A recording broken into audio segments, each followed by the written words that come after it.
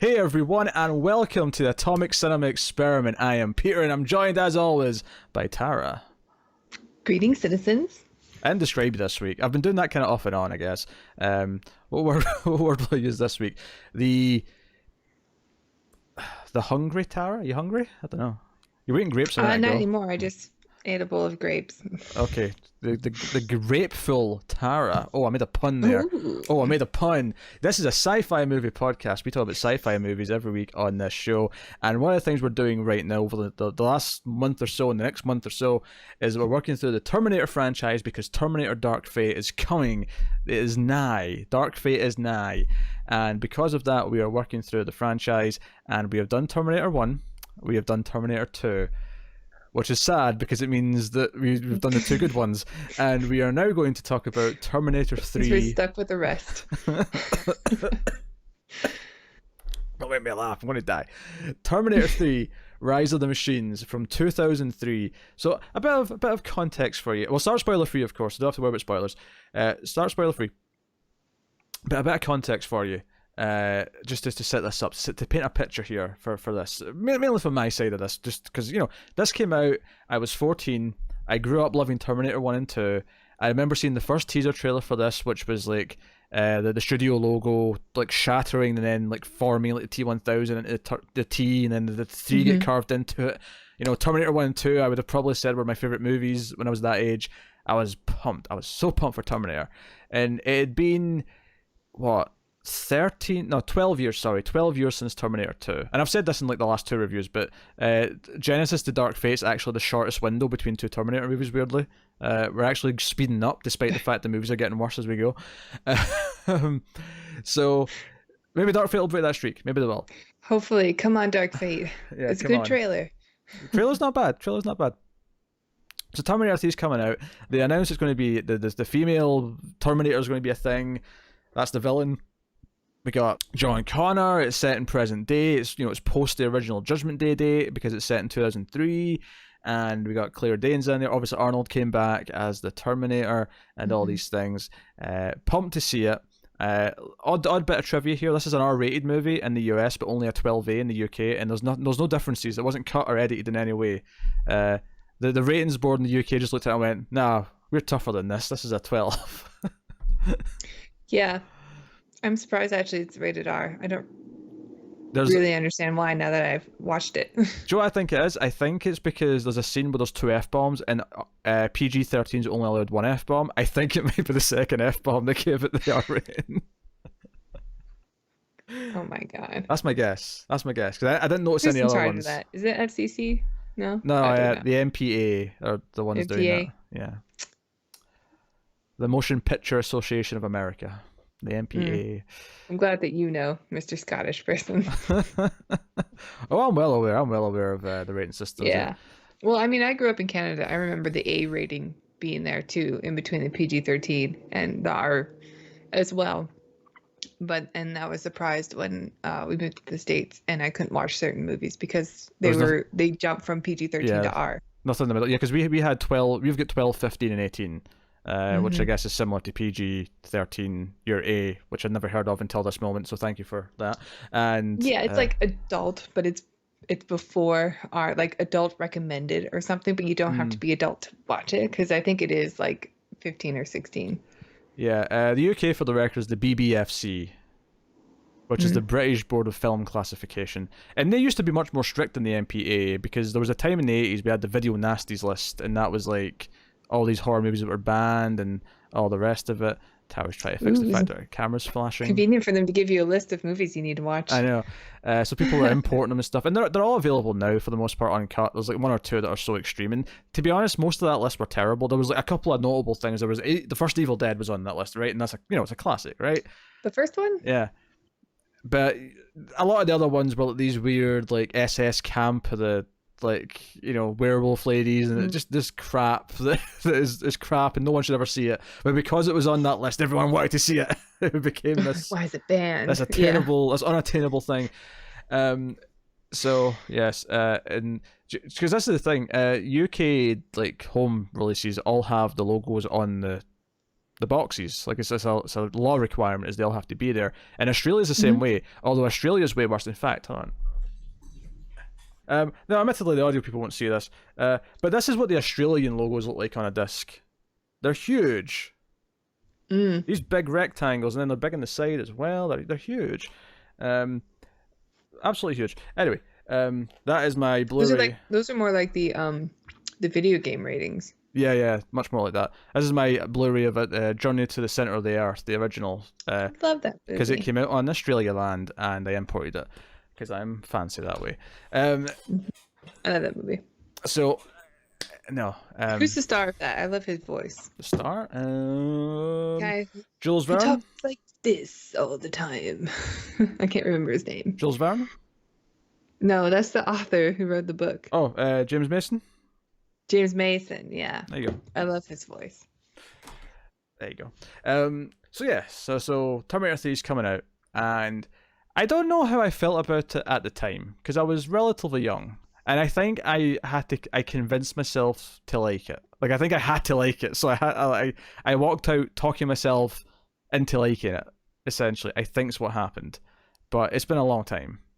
And I saw it a few times in the next year or two after it came out as well. Like, I had the DVD at the time, but I have not seen this movie in probably 15 years, something to that effect. It's been a while. I definitely went and saw it in the theater myself. I grew up worshipping the altar of Arnold Schwarzenegger. I love Arnold Schwarzenegger, and I do love the first two Terminator films, and they were big in my family also. We all loved those films. And when this one came out, I definitely saw it with my brother. And because Arnold Schwarzenegger in it, and he's still pretty cool, I think I also left it going, I'm glad I saw that. I'm glad that I got to see Arnold be the Terminator again. Yeah. Thinking that would be the last time. How naive. What's funny about that though is I'd say to you in 2003, I'd say, you've not realised it yet because it's only 2003. You've not had enough time to really process this thought yet. But 80s and 90s Arnold, fantastic. There's hardly a dud in 80s and 90s Arnold's filmography. You hit the 2000s and it's like, oh, you're like, yeah. I think End of Days is technically 1999, so maybe from 99 onwards. But it's like that.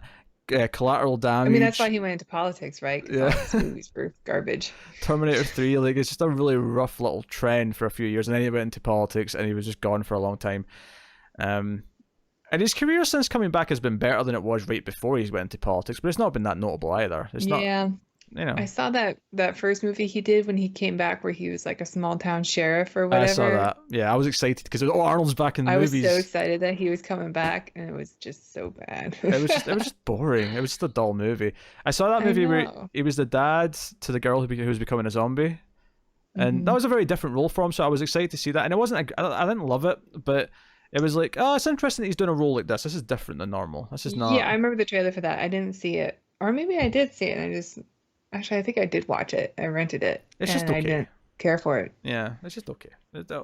So, anyway, this is not to be depressed about the fact that Arnold's not had a great career since 1999, but... Come on, Dark Fate. Come on, Dark Fate, There's a lot on your shoulders.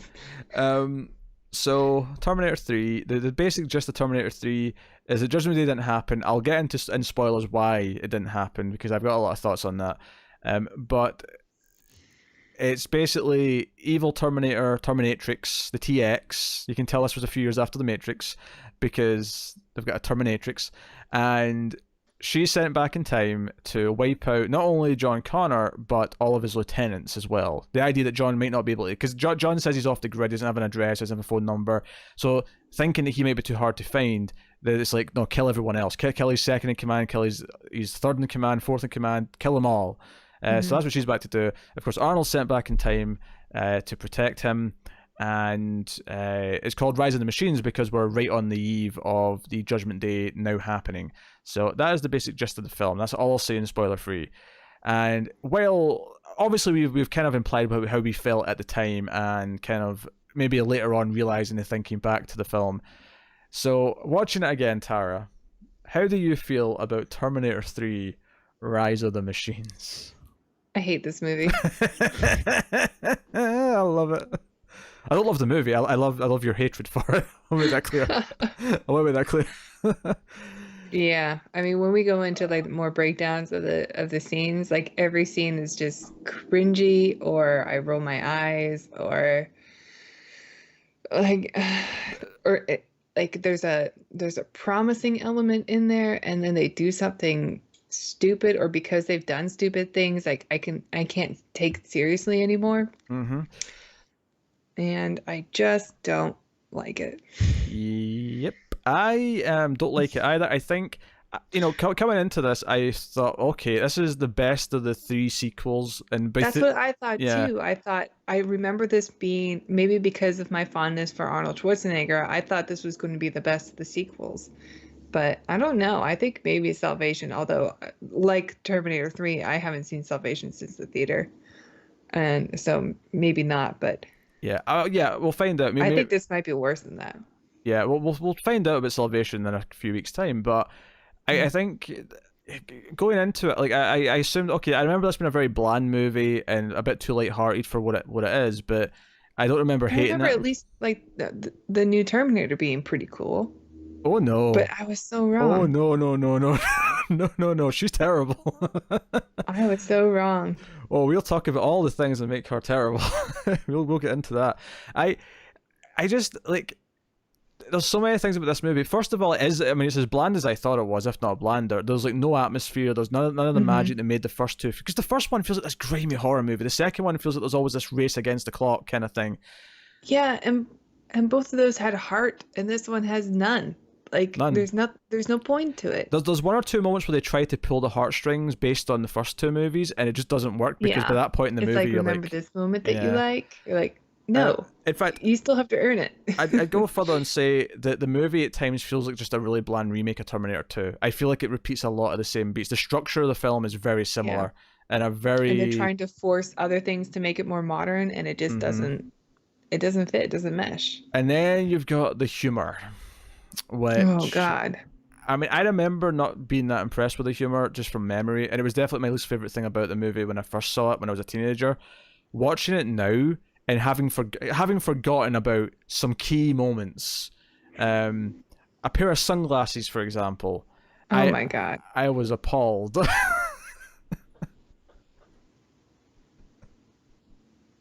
The look of disgust on Tara's face right now. It's like, yeah. It's it's just so hard to watch because it's like I still do adore Arnold Schwarzenegger. And watching him go through this, it's like, why would he even agree to this? I He, mean, it's not. the last few movies he did didn't do that well, and this was like the biggest name he was associated with, and he probably get paid a lot of money for it, and those are my guesses. But he just looks like a fool. Maybe he doesn't have a good sense of humor either. Doesn't know it's funny. Maybe I mean, he did do Batman and Robin, and I remember him promoting that quite heavily. Admittedly, he's contractually obligated to promote it. Admittedly, but so who knows what he's believing exactly. All right, everybody, chill. I mean, the puns alone are probably worth it. Oh yeah, they're great. They're great. I think Batman and Robin might be better than this. I don't think it's. I think objectively speaking, it's not. But I will agree that I will enjoy watching Batman and Robin. I am more likely to watch that again than this. Yeah. I will say that. I think the movie suffers from just existing because they wanted a sequel and not because anyone actually had an idea that they wanted to continue the story with. I think the big problem is that okay, we have to continue after Terminator 2 definitively ended the entire story because it did. The ending of Terminator 2 ends the story and it's done. And the explanation in this for it absolutely infuriates me because they basically just hand wave it and go, yeah, it didn't really work. It happens anyway.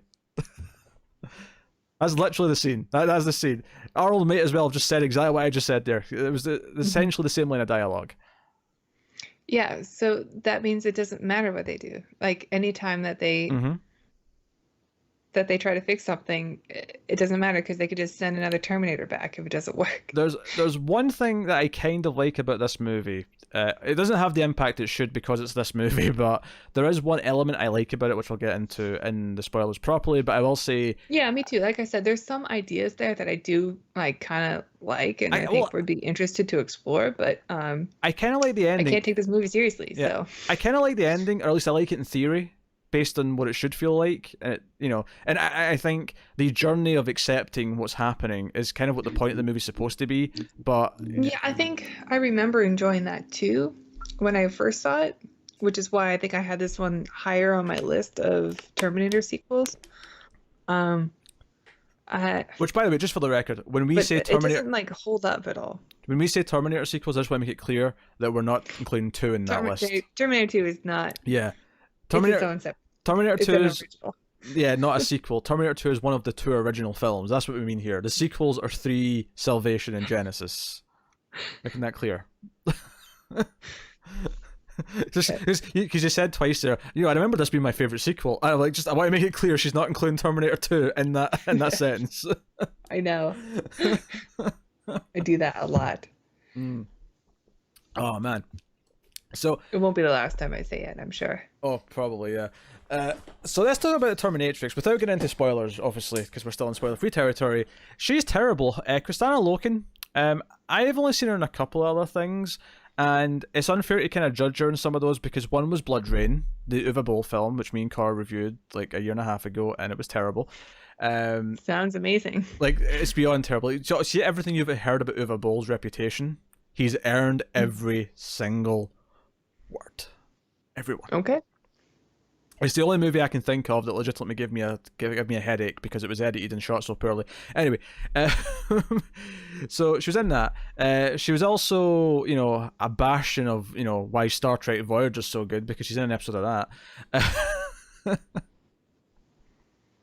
I was doing some research before. I don't know who she is. Does she play Seven of Nine's mother? Because they kind of look alike. Nah, she's in like an episode in like season 3. I don't remember what the character's name was. It didn't seem like a big role. She was like really far down the list. Yeah, 7 of 9 wasn't in season 3. But yeah, so I've not seen her in much. I know she was in the Mortal Kombat TV show that lasted like one season and whatever. But her acting in this leaves a lot to be desired. And honestly, the entire conceit of this female Terminator is kind of a problem because while on paper it sounds good, it's the same as the T-1000, right? The whole point of the T-1000 is that he's a sleeker, sort of more normal-looking guy that blends in, and you trust a little bit more, right? And the idea of having a woman Terminator is to take that one step further, and the idea, everyone trusts a woman. Everyone like lowers their guard a little bit more with a woman, right? That's just normal human nature. And they have to go and make it as sleazy and sexy as they possibly can, because the whole point here is she's hot, right? She's hot. We've got her in red leather, and she's like 23 years old. I saw her as like an answer to the Species franchise. I mean, even though that came out like a decade before, well, there was like 5 of them or something, maybe more. First one was in 96, 97, I want to say. Oh, 1995. Yeah, you're right. It's almost a decade. Yeah. But it's kind of like that though, right? Like this really sexy woman who's almost alien in her who she is. I mean, she's not human, so. Well, her skeleton actually does look like alien. Like they've got like an alien look to her endoskeleton. It looks kind of it's got the thin chin, so it looks kind of almost the classic alien head with the big blue light eyes. You're right. Yeah, it does. I think they were trying to go for that because that first movie anyway was a huge hit when it came out, and it was like, I mean, I think it made a lot of money. It made enough for what type of movie it was, certainly. Right, like it wasn't supposed to be a big film, but because people were intrigued by this sexy woman who was, killing men by luring them in, because she was an alien, and I think they wanted to like take that and use that as the model, but make it a Terminator. But she's so, I don't think it's necessary. Like if you want her to, the great thing about is it Robert Patrick who plays, is that he looks like an everyman. and She looks like he a blends supermodel. in. She's a Like supermodel. he's not like Arnold Schwarzenegger, you know. Yeah. Arnold Schwarzenegger stands out. He's a tank, like he's a literal tank. Yeah. And Robert Patrick blends in, and he's sleek, and he just goes unnoticed. But then you put in this woman, and she's like a goddess. Yeah, she's a supermodel. Yeah, she's a supermodel, and like she stands out again. Like, but she even arrives in Beverly Hills. It's almost like they're saying, "Hey, this is where she belongs. She comes from Beverly Hills. This super sexy woman." Like it feels like so on the nose. And yeah, she like arrives in a department store, Yeah. like amongst other plastic mannequins. models. Yeah. Hey, maybe the director's actually, maybe Jonathan Mostow, who directed this, who I've literally never seen another movie by, maybe he's actually got some like really like subtle commentary out here. He's like, see, she arrives in a department store. I've got layers here, people. I'm hiding messages in this really generic, bland studio movie. Because that's what it feels like. It feels like a studio movie that was put together almost by committee, as opposed to. It does. Yeah. Was there anything else? It's just like, people like these first two movies, so make sure you reference them a lot. Because one of the things that compare it to Robert Patrick's T-1000 is one of the things that I liked about Robert Patrick is he does do that thing where he's a lot better in sort of infiltrating people when he's talking, has to talk to them. Because Arnold is always so like stoic and robotic, right? He's always affirmative, give me your clothes, you put your motorcycle, right? Whereas Robert Patrick, when he spoke to the foster parents, for example, he would smirk and say, "That's a good-looking boy." He would thank people when they give them information. Even when he's talking to like the kids and stuff too, like he seems to be good enough to be able to keep the kids like comfortable to talk to him. And by contrast, like Arnold couldn't do that. Yeah. And by contrast, the TX theoretically should have a similar skill set, and maybe because she's programmed to be sexy, okay, she's good at like smelling at men to make them lower their guard or whatever. That's fine. But one of the things, she still kills them. Of course. So what's the point? But one of the things that stuck out to me though, and that doesn't even bother me. I'll even accept her killing people, right? Although I get the point you're making. Well, she still kills them in public. So like, what's the point? Yeah, like, she's not hiding anything. I get what you're saying. But here's the thing that bothers me though. This is the thing that really bothers me about this, is that she's always like, so she has all these little emotions she does, when she's talking to people, right? To make her appear more human, right? To smell at the cop or whatever and like make them go like, oh, sexy lady, whatever reaction she's going for.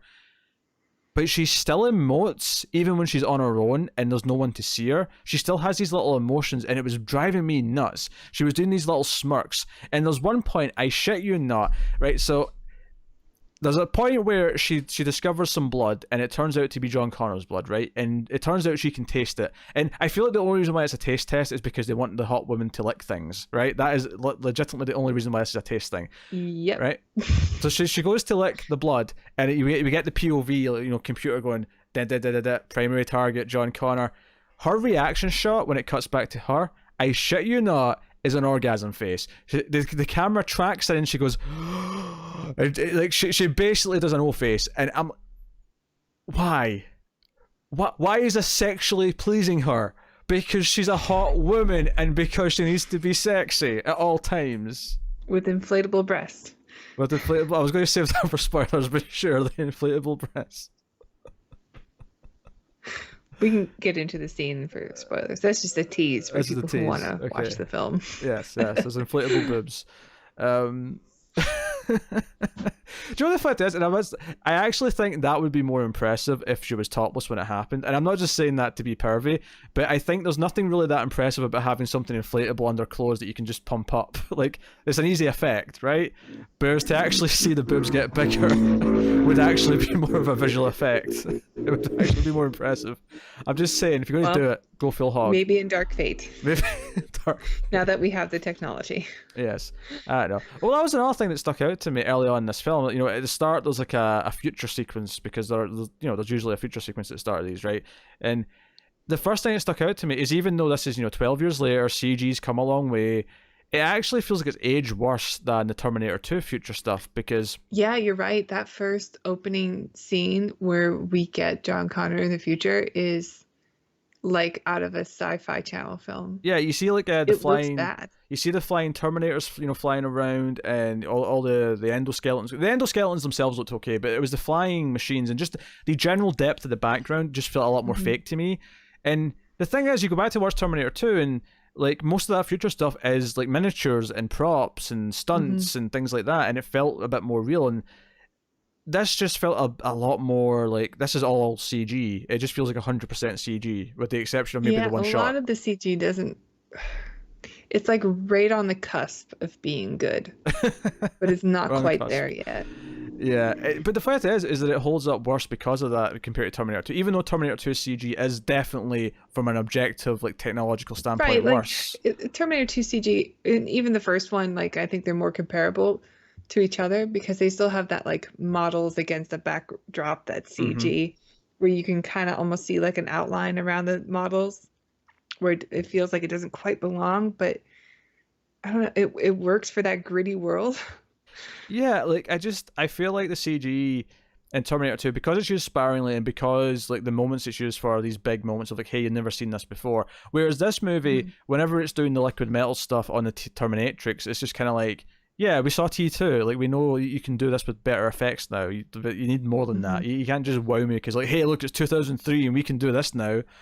Um, and here's a minor complaint, but it's something that bugs me as well. Is that the most of the opening titles, there's not like a dedicated opening title sequence in this one. The first two had the theme playing and the titles coming up. The first one, it was the big Terminator letters going past the background. The second was Yeah. the playground on fire.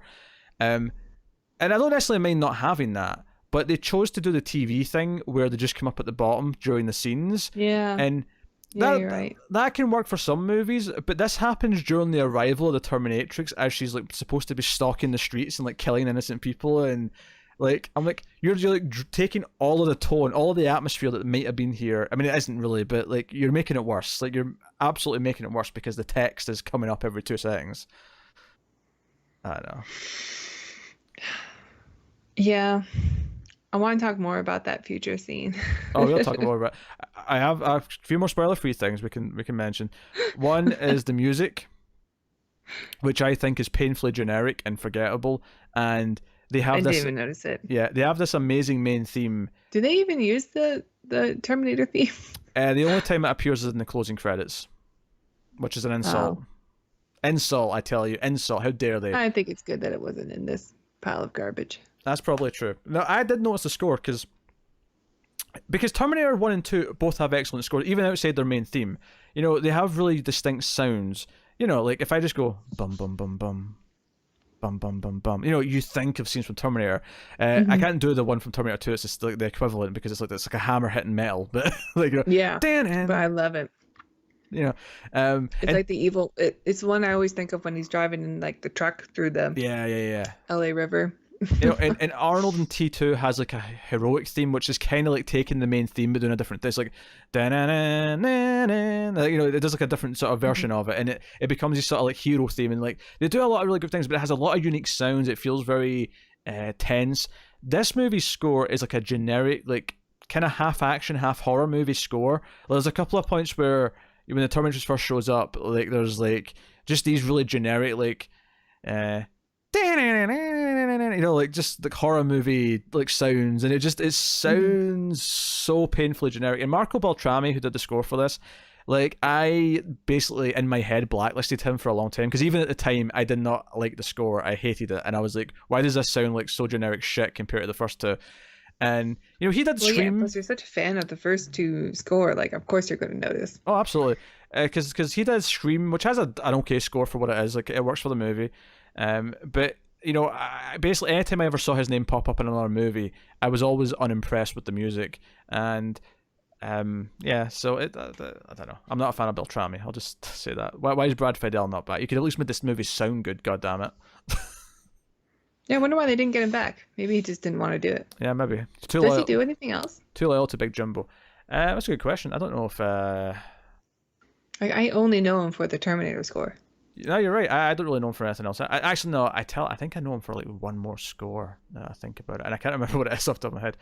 Um, I'm getting to it. I'm just finding the composer on IMDb's list takes a little bit of time. There you go.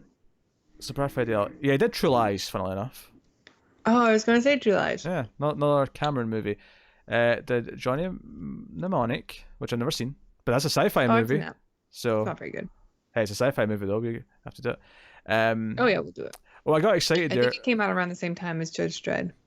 1995. Yep, that looks right. Yeah. I remember watching those two as like a double feature. Whoa! Yeah. Do you know what he scored? Hmm. He scored the Time Cop TV show. Oh, really? Yeah. I didn't know it was a TV show. There was a TV show, yeah. I learned two things with that fact. It seems like the last time he really did any work was the early 2000s, because he's credited on the Sarah Connor Chronicles, but only for the theme. Well, probably because he came up with the main theme, Yeah, right? yeah, that's basically it. Did a lot of TV stuff, by the looks of it.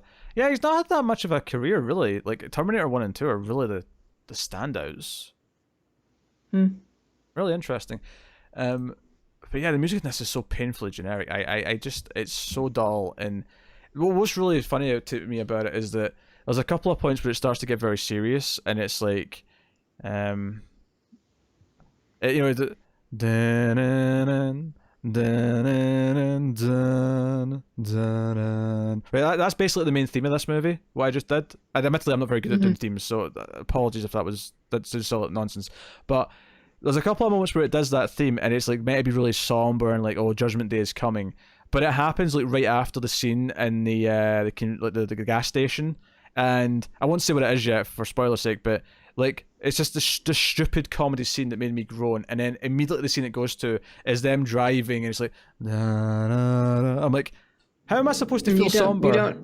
You don't earn it. Yeah. Yeah, how am I supposed to feel anything after that stupid scene? Oh god. Yeah, this is a really rough movie. Really rough movie. The Terminatrix design always is weird as well. Like the idea of like there's a skeleton but with liquid metal on top of it. But they've given. Well, that looks like what we're getting in Dark Fate. So I actually didn't mind that because I think it is kind of cool, but I don't think it's utilized to its potential. Well, I always felt in this movie it never really justified why it existed. Just the trailer for Dark Fate gives me the idea that he can create duplicates of himself with liquid metal. That's what I was thinking because I didn't realize that it was liquid metal over a skeleton base in this film. I guess I just forgot that detail. But since seeing that trailer, which I did really like the trailer for Dark Fate, and I thought that was a really cool moment, seeing that you can separate and have basically two Terminators in one. Because I always thought cool. I always thought having a skeleton defeated the purpose of being a T-1000, because then you can't do the whole, you know, disguise yourself as the floor, go under a door like crack, or you know all the things that the T-1000 could do. Well, I think in this film, because the other two movies, you can't. The T-1000 can't separate any part of him without it being a glitch, like or he can't like become a weapon other than like knives or something pokey. So, but in this one, she can like morph into any person that she wants to be, and she can also be a gun, like a walking gun. Yeah, but to be fair, she can't just like form any gun. She has like one built-in gun in her arm that kind of comes out, you know, which feels like kind of weird. It's almost like they're like I guess the whole even though they never bring this rule up in this movie, I only know this from the previous two. But I guess the argument here is that having liquid metal over the skeleton means that they can actually hide like real weapons in the skeleton, but have them still come out. Because obviously the whole thing was that you have to have the living tissue. Although technically, I suppose I'd ask the question. This goes for the T-1000 as well. To be fair, yeah, the liquid metal isn't. Yeah, how does that count? Yeah, how does that count exactly? I don't know. But to be fair, that's also a problem with T2. You know, and that's a great movie, but. So we don't care. We don't care. we accept it. That's what happens when you make a great movie. That's what happens. You forgive mistakes. Yes, we forgive little mistakes because the movie's otherwise great. So yeah, the design of her it's really weird to me. You know, she's like a Swiss Army knife. She has like a buzzsaw that comes out at one point. She has like a USB stabby knife. She has like a plasma gun or something in her arm. It all just feels a little bit cheaper, even though the effects are way better, obviously, because it's 2003 versus 1991. Everything just feels a bit more cheaper in terms of ideas. It feels like, oh no, we'll make her cooler by giving her all these things. Right, and you know we get like a dream sequence where you see the classic Terminator, like skeletons walking around, and like one of them like turns to the camera and like looks down and it kind of looks like he's grinning at you in this evil way. I'm like, that is a really cool design. And when you see her skeleton, it's got like this different like alien looking face, like you say, and I just don't like it. Like it, that design is so cool. Like, why It, would you change it up so much? it's just too try hard. That's how I Hmm. describe it. It feels like people are in They're trying to make it more modern, and by they just remove themselves too much from the original design that it doesn't feel like it belongs in the right universe. It doesn't. It feels like it's from a like you say a cheap sci-fi movie. Whether it's a sci-fi channel or just something else of the era. It feels like yeah, this would be cool because it's more matrixy and more sleek and Yeah. more. Do you know what it looks Is like that actually? was It looks like Transformers wasn't out yet, right? no, that was like Because it kind of 2007. reminds me of like Transformers in a way. No, do you know what it makes me think of? It makes me think of going from a classic, like just simple black or white computer to like an eMac that has the big color light up like side, like That's what About it the right is. time. Yeah, that's what it feels like. It's emulated. It feels like see, computers are cool if they light up. So she's like a lighty up Yeah. one. She's sleek and lights Everybody's up. keyboards now have like a blue light background. That's what it kind of feels like. And then yeah, and the action's not terrible, but you don't care about any of it in the same way you did in No, two. some of the action scenes I think are kind of good. Because I do remember watching in Genesis, I won't give away any plot or anything, but there's some really big action scenes. And I remember thinking while watching them, like, wow, there's a lot of stuff happening here. I don't know why I'm so bored. And I'm Yeah. not as bored watching these action scenes. Yeah, not as bored. I think you're still somewhat bored because for example, the first time everyone kind of like meets, right? The bit everyone comes together finally, and like okay, all the main characters are aware of each other. And in Terminator 2, when that happened, at the shopping mall, and then what happened next? We got this chase where the bad guy is in a big truck, Dun and dun dun dun. yeah, and it's chasing John Connor, and the Terminator's on a bike trying to get to it. What happens in Terminator 3 when everyone meets up for the first time? Oh, the bad guy's in a big truck, and Mhm. John Connor's on the run in front of them. Oh, and Terminator's got a bike trying to catch up to them. Like, you're just doing Yep. the same, like, layout. You're doing the same things, and it's just like you can see through it. You can see people be like, yeah, we'll just because one of the things that makes Terminator 2 so special as a sequel is that it doesn't just copy Terminator 1. It takes the ideas of No. Terminator 1 and it's like, no, we're going to do a new story and we're going to shake things up. And I actually think one of the big problems of this movie is that they made Arnold a good guy again. I feel like that was just such a lazy option. It was like, oh, we'll just have Arnold be the hero again because Mhm. that's what it was in the last one. People like that. Yeah, and it leads to this stupid dialogue exchange that doesn't make any sense at all. I'll wait to spoilers. Yeah. Get out. Move I'm so over. bad.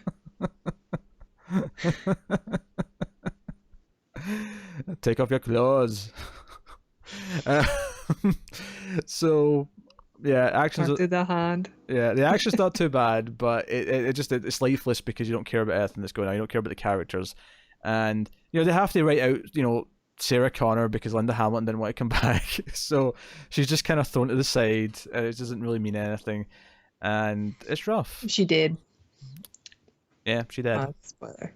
I don't think that's much of a spoiler because she's just not in the movie. I feel like we knew that before I saw it in the theaters because I'll wait to spoilers to tell you how she died. yeah, sure. It's lame. It's very lame, yeah. And also raises some questions about the timeline. So, someone in the comments tried to argue that there was nothing wrong with John's age in Terminator 2, but this movie for me confirms that there is something wrong with it because nothing adds up at all. No. Although if you want to argue that this movie's not canon, it's lying, I'll accept that as an answer, admittedly. But but if we're taking this Yeah. movie at face value, then I have to. Have you ever watched the Sarah Connor Chronicles? I saw the first season of it. There's only 2, right? There's only 2. And I thought it was watchable, but I really wasn't into it. Although, funnily enough, everyone who loves the show says that season 2 is the season that's great. So, Yeah, so many people recommend it, and I was wondering, as like a Terminator super fan that you are, if you had seen it. yeah, I seen the first like- one, and I thought it was Because just. you never bring it up, so I don't know. I didn't think that you had for some reason. No, I saw season 1, and it was an okay show.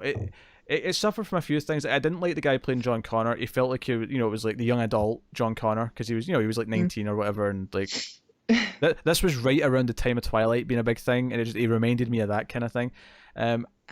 one of the big things that I wanted to watch it for is because Summer Glau was the hero Terminator in it, and she of course was on Firefly, which was a Joss Whedon show, who also of course created the hit television show Buffy the Vampire Slayer. She was also an Angel, the spin-off. I should have went that route, but I've done that before, so it's fine.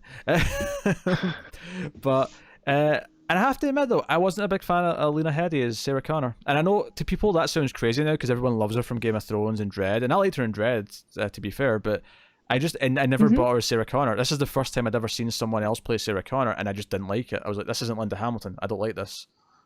It bothered me. Yeah, I mean, I guess you're right. I mean, we've had other iterations of Sarah Connor, and I haven't been able to accept them. And even in this movie, we don't get a different Sarah Connor, but we get a different John Connor, and I just can't accept him. I think John Connor, like, I would happily have accepted if he was good in the movie, because I mean, this is jumping to Salvation a little bit, but when they announced Christian Bale as John Connor, I was like, that's perfect. Yeah, that's perfect. Yeah, do a future war movie with Christian Bale as John Connor in the apocalypse. Yes. Of course, we'll get to my feelings on the actual movie in a few weeks' time. But but on paper, that sounded great. On paper, that sounded good. That was a year after The Dark Knight. I was on Christian Bale like a high rate. Oh, everybody was. The world was. And the funny thing is, he got a lot of bad press because he lost his temper on set. I think. Oh yeah. I think after that though, he showed he had a good sense of humor about it, because he cracked a joke at the Oscars or whatever it was. He went up and someone had accidentally sworn on TV, like in the previous acceptance speech. He's like, "Well, I would swear and shout, but I think you've all had enough of that from me." He said something like that, and it was like, "Oh, you know what? He's actually got a sense of humor about it. He's not a complete prick." I am willing to forgive people for their mistakes if they acknowledge it and grow from it. Sure. I suppose it's up to the guy who he was yelling at. But do you know the funny thing about it though is that I feel like everyone lost their shit about him getting angry at a lighting person on set, and I feel like these days when a story like this comes out, it's because the person either said something really racist or they were harassing someone sexually. And in hindsight, this Christian Bale thing feels like, oh, you got angry at a lighting guy for moving something. Yeah. Oh. I mean, I still love Russell Crowe.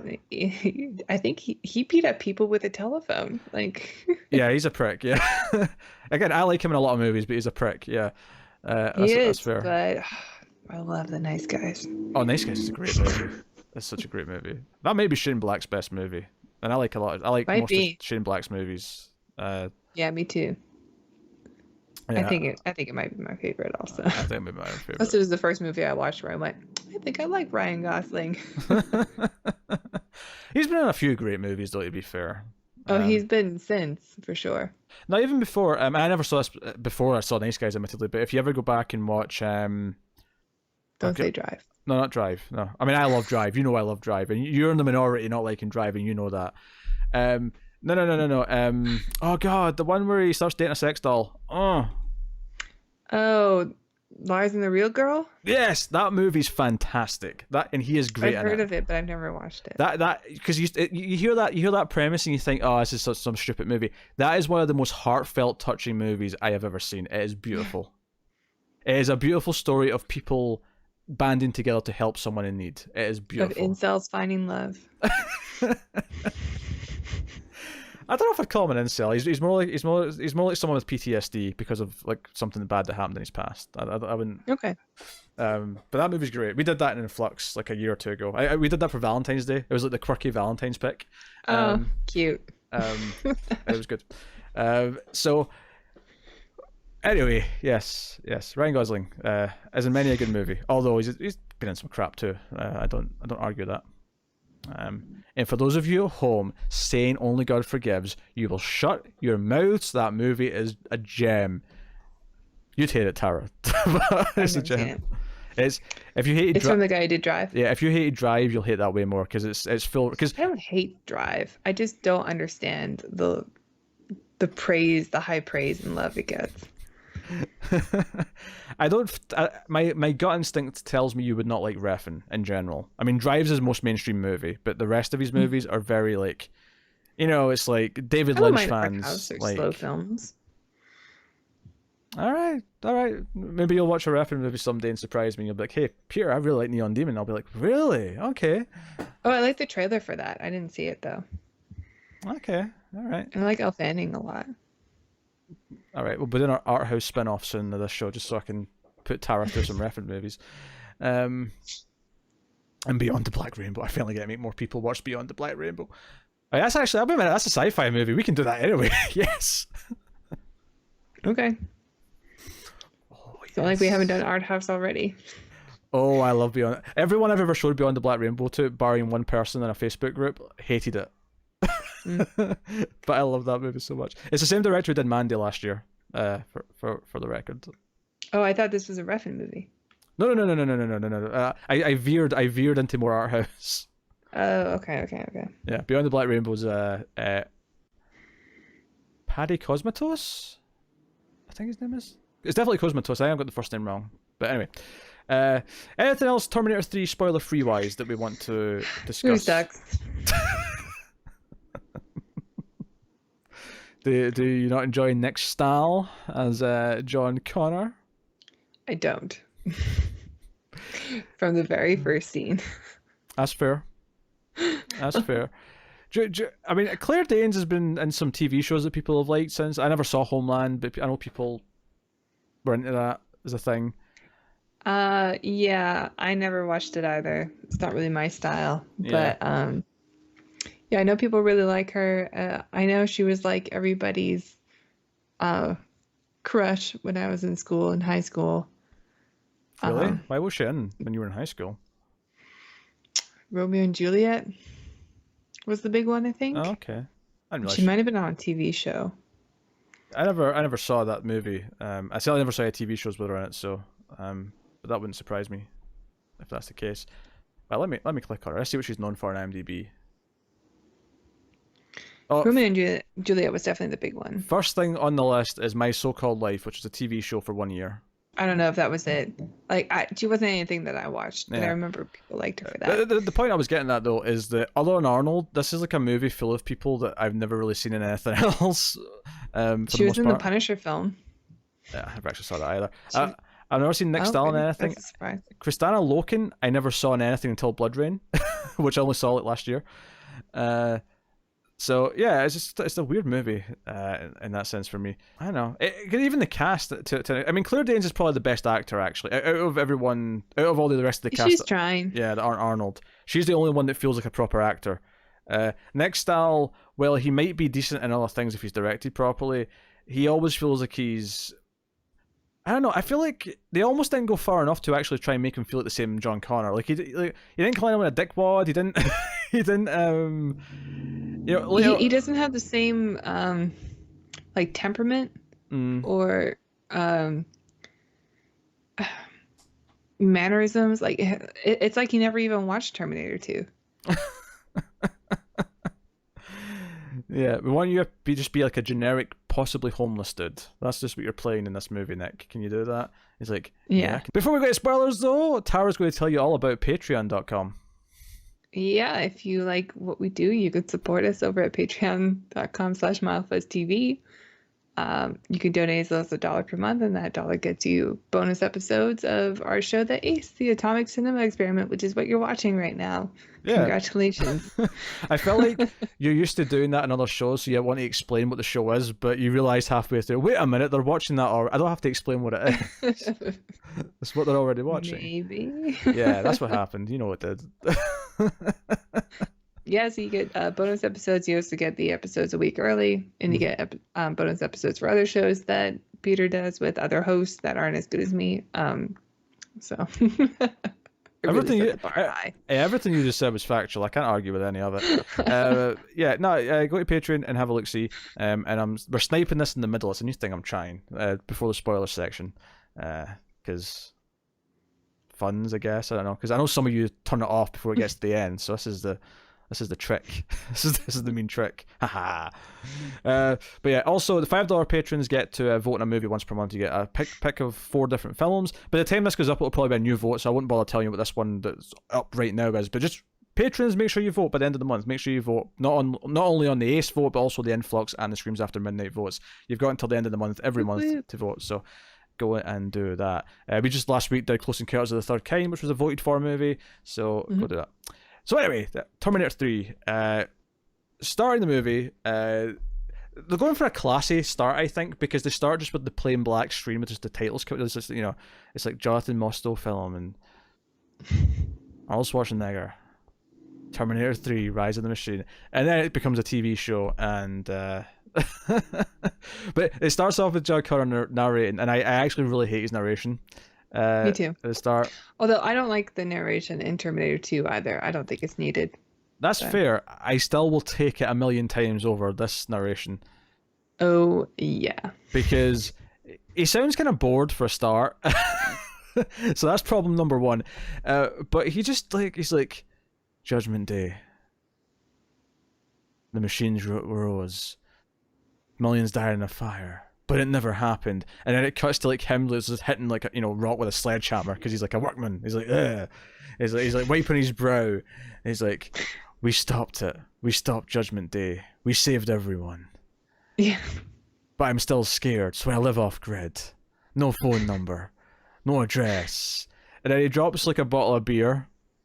And in fact, during when he's saying all this though, he drops a bottle of beer in the river. But before that, though, actually, while he's actually still narrating, there is one shot in the future of him when he's saying they won the war. It's like him holding up his gun. There's like an American flag behind him, and there's just people cheering. But it's just this like really like moment. It's just a blatant ripoff of the scene in Terminator 2 where you get John Connor in the future, and he's got the same scar, he's got the same type of hair, and he's looking around like real slow, and it just pans out over a scene, and it's the same shot, but they do it with him instead, and it's so cheesy. Like right away it feels like a fan fiction movie. No, it does.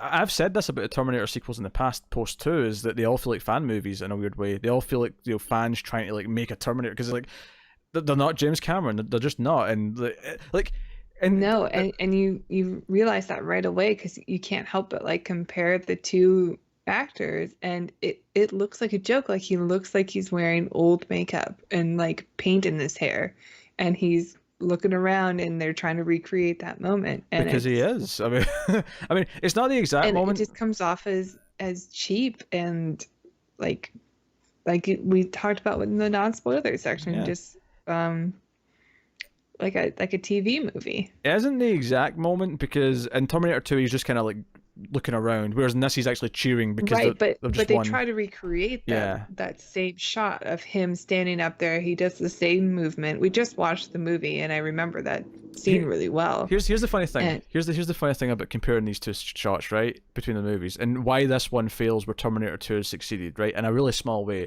And it's not to say that if Terminator 2's shot didn't do anything, it wouldn't be a big deal, because it's such a small thing in the movie anyway.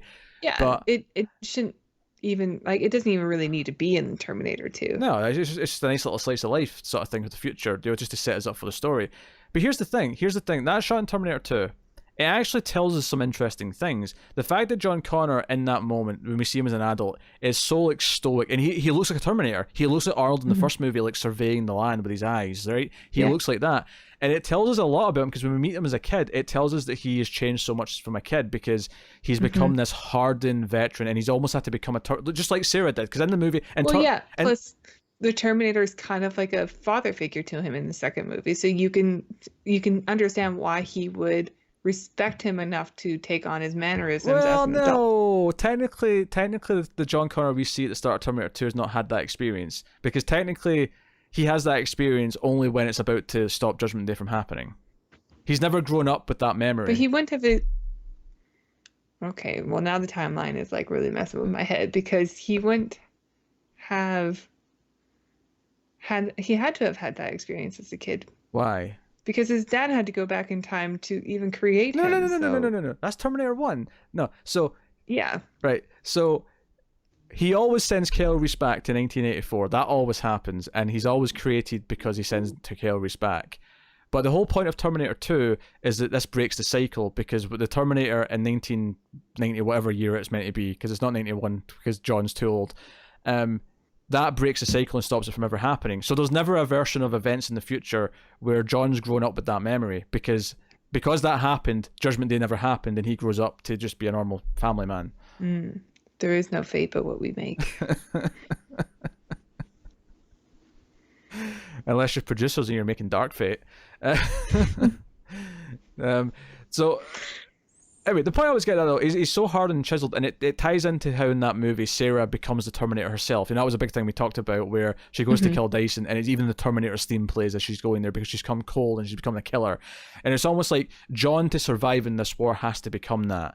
And it's like this war takes away his humanity, and that's, I mean, I never even mentioned this in that movie, but I'm thinking about it now, comparing it to this moment in Terminator 3, because it makes me realize that in stopping Judgment Day, they've also saved John's own humanity. They've stopped him having to become this, and he gets to be a normal person now. Just because it sounds like he's a hero doesn't mean that he has this great life because he gets to do this. Like, no, like his life is miserable, and he's hardened because he's been through a horrible war and all these things. It actually gives you just an extra layer that I never thought about until we've had this conversation, where you realize that they also saved John's future. You know, Sarah got to save her son's future. What a great movie. What a fantastic movie. Then you compare it to this moment where he's just, you know, you're like, yeah, we won. Like, what does this moment tell us about anything? What is him cheering with an American flag behind him? The most simple, cheesy, patriotic thing they could think of. Just put a flag behind him. Yeah. Yeah, well, this is like pretty close to post 9/11. So, yeah, American flags were always used in everything. Yeah. I think they were used beforehand as well. I'm not going to accept that this is only a post 9/11 thing. No, well, after 9/11, there was a lot more like patriotic talk and scenes in movies and such. There definitely was, and TV too. This is why The Wandering Earth, despite not being very good, it was nice to see a nation other than the US save the planet, because it's always America. Right? Yeah, we brought up that point too. Like, you mean America doesn't save the day? What? How did that happen? What are the Americans doing? Probably what we would be doing. Blowing ourselves up. Yeah, they're all dead. Yeah. So there you have that moment, and then once he drops the bottle, there's this transition where the bottle lands in the river, and you see all the skulls, and it comes out. The camera comes out the water, and we get the flying machines, and this is the moment where I was like, this looks just kind of rough. Like it doesn't look terrible. It doesn't look cheap CG. But it just looks like a wall of CG. Nothing about it felt like tactile to me. And because I have that direct opening sort of batch of Terminator 2 scenes to compare it to, it felt so lame in comparison. And I'm like, this is aged much worse. This is aged way worse than anything in T2 is this scene and some of the moments to come later. Yeah, like I said before, it's kind of like right on the cusp of being good CG, but it's not there yet. So a lot of this stuff just looks really dated because of it. Yeah, it doesn't hold up on a later viewing. The Terminator skeletons themselves looked fine, I thought. Like, I thought that the main one especially that sort of turned to the camera looked good. Yeah, I brought that up because I love that one part, because he looks really menacing, like he leans down a little bit, or his head goes down. It looks like he's smiling, like he's grinning evilly at you, and you're like, what an awesome design. Yeah, I love though that they have to kind of like trick the film into having this future scene, because technically it's not supposed to have happened, so they have him dream it instead. So he has these dreams of things that there's no way he can know what they are. Yeah, that's weird. So Kristanna Loken, Terminatrix, arrives in Beverly Hills and stands up. Well, I just want to say before we move on. Okay. I actually was thinking that I kind of like the idea of John Connor growing up being normal, programmed, but like he's lived his life. He's lived his whole life being told that he's going to be a great hero and a great leader, and he's going to be the most important man on Earth, and he's going to save a bunch of people and become a great warrior. And then that doesn't happen because that future was taken from him. And it is kind of a cool idea to see what that does to him. Like, does he become like John Rambo, where he just like, well, he knows he's capable of this, so does he do it? Or is he like constantly depressed, because he's not able to, because he has this life now where he thought, well, maybe it would have been better if the machines rose. And they do literally nothing with this. Nothing, but it's such a a cool character idea. I Like agree. you I could agree. really explore that. There's one scene where he kind of says, "Oh, like, could you ever imagine like a world where you believe you were going to be this important thing your whole life, but the catch was something awful had to happen first." And I'm like, that is the only scene where he even really talks about this idea you're bringing up. And all it Yeah. really sounds like in the scene is that, like, he sounds proud that he's going to be this, but it's kind of shit that, 3 billion people have to die before he gets to do it. And which leads me to another complaint is that John Connor in this movie does not feel capable of being this leader. No. He feels like he's just this, not doofus, he's not like a comedy like goofball, but he just feels like he's this kind of like wimp who doesn't know what he's doing at any But point. there's literally a scene where like a robot is coming towards them, or it's flying, and he doesn't do anything. He Like freezes. he's laying there. There's Yeah. a gun like within arm's reach, and he doesn't go for it. Yeah, I've got another complaint about that moment, but we'll get to it when we get there. But yeah, he doesn't feel capable. He doesn't feel like he's So do I, and I know what you're gonna say. Yeah, and at this point, he, like, he's an adult now, because obviously in Terminator 2 we don't expect him to be the John Connor yet, right? Although that said, comparing him to this John Connor, I still see more signs of the the future hero and kid John Connor, because at least he's very proactive. That John Connor, he's just constantly doing things for himself. He's constantly like, Yeah. even breaking He's into got, an ATM machine. He's very capable. He's very That's what I was gonna say. yeah. Yeah. Resourceful is another word I was going to say. He's very resourceful, and it feels like, Industrious. and you can kind of see like, oh yeah, he's got the mind of someone who's like, okay, what do we have access to? What can we achieve with that? Like, you can kind of see how that'll become a leader in like a tough situation. You can kind of see where that would lead. This John Connor, it feels like he's just like, what? I don't want to be a hero, or maybe I do. I'm not sure. I'll let the veterinarian do everything for me. The veterinarian who can fly a plane and knows how to use guns and knows like her dad, because her dad's in the Air Force, she's like she just knows how to do everything. That's not how that works. Yeah, it really isn't. Which, and I'd be okay with the idea that she's had that upbringing and she does know how to do this stuff, but it literally just comes out of nowhere in like the third act. Like, oh, but I can do all this stuff too. Like, sure. Yeah. Up until this point, you've just been the vet. And not the military vet, like a vet, a doctor. Yeah. Oh dear. Anyway, so Kristanna Loken arrives in present day, 2003. Which, by the way, this movie is one of those movies that makes me feel old because I vividly remember it coming out. I was old enough to remember it properly because I was a teenager already. And watching this now and having not seen it in since 2004, 2005, and seeing them answer their cell phones and it's like these thick Nokia bricks and things, it was like, oh my god, I'm feeling old. Oh my, I remember this was new. Oh no, I'm ancient. This is bad. And I'll give them one little piece of credit. I actually, I think in one of the first reviews mentioned that if a Terminator showed up now, surely they would connect to the internet. And to an extent, the TX does kind of do that. Just in such a stupid way. It's a stupid way, but at least they kind of bring up the fact that the internet exists. She's just, it's that sound you hear when somebody else is on the internet and you accidentally pick up the phone. Back in this time. Yeah. Yes. Also, the acting during that moment is really weird as well, because she sort of goes, her mouth kind of moves with the dial-up sound. Yeah, like she opens her mouth and the dial-up sound comes out. Like, why would that be necessary? Like she's talking to the internet connection. But she arrives in the department store It's not sound waves. That's not what it is. She lands in the department store and and obviously there's obviously a question here, because obviously we've dealt with the naked Terminators in the first two.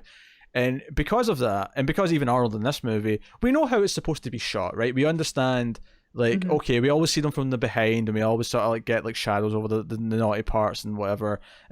Although, as I mentioned, the first Terminator in Blu-ray now, you can actually see a bit of his dick waving around if you're looking for it. Yeah, I've been meaning to add that to my shopping list. Yes. Blu-ray. But at the same time, there's this feeling because it's a female Terminator for the first time, you're like, okay, how are they going to do this? Because I feel like it'd be very easy to feel like they're just being cheap with it. But obviously at the same time, it's okay, but we always see Arnold's buttocks, so we can't really complain if we see her ass. It's just fair. Mm-hmm. But here's the thing. So it's not how they shoot it. How they shoot it's fine. Fair. How they shoot it's fine because, like I say, it's very fair to how they shoot it with the others. Obviously, the awkward part about switching from a man to a woman is that we also have to censor the boobs, right? Because at least with the guys, it's just the crotch. That's all you have to really hide the entire time. So you can shoot from behind, you can shoot, proper mid shots the whole time with Arnold or whoever, and it's okay. With this character, we have to have the rear view mirror kind of just, or the side view mirror rather, just kind of like peeking out over the boobs as she's walking towards the car and things like that. The problem is not how it's shot. The problem is her dialogue and how she acts, because they have her do things and say things in really kind of like, why does she, I mean, I know the T-1000 said in Terminator 2, hey, I like your bike, or I like that bike. I know he said that, right?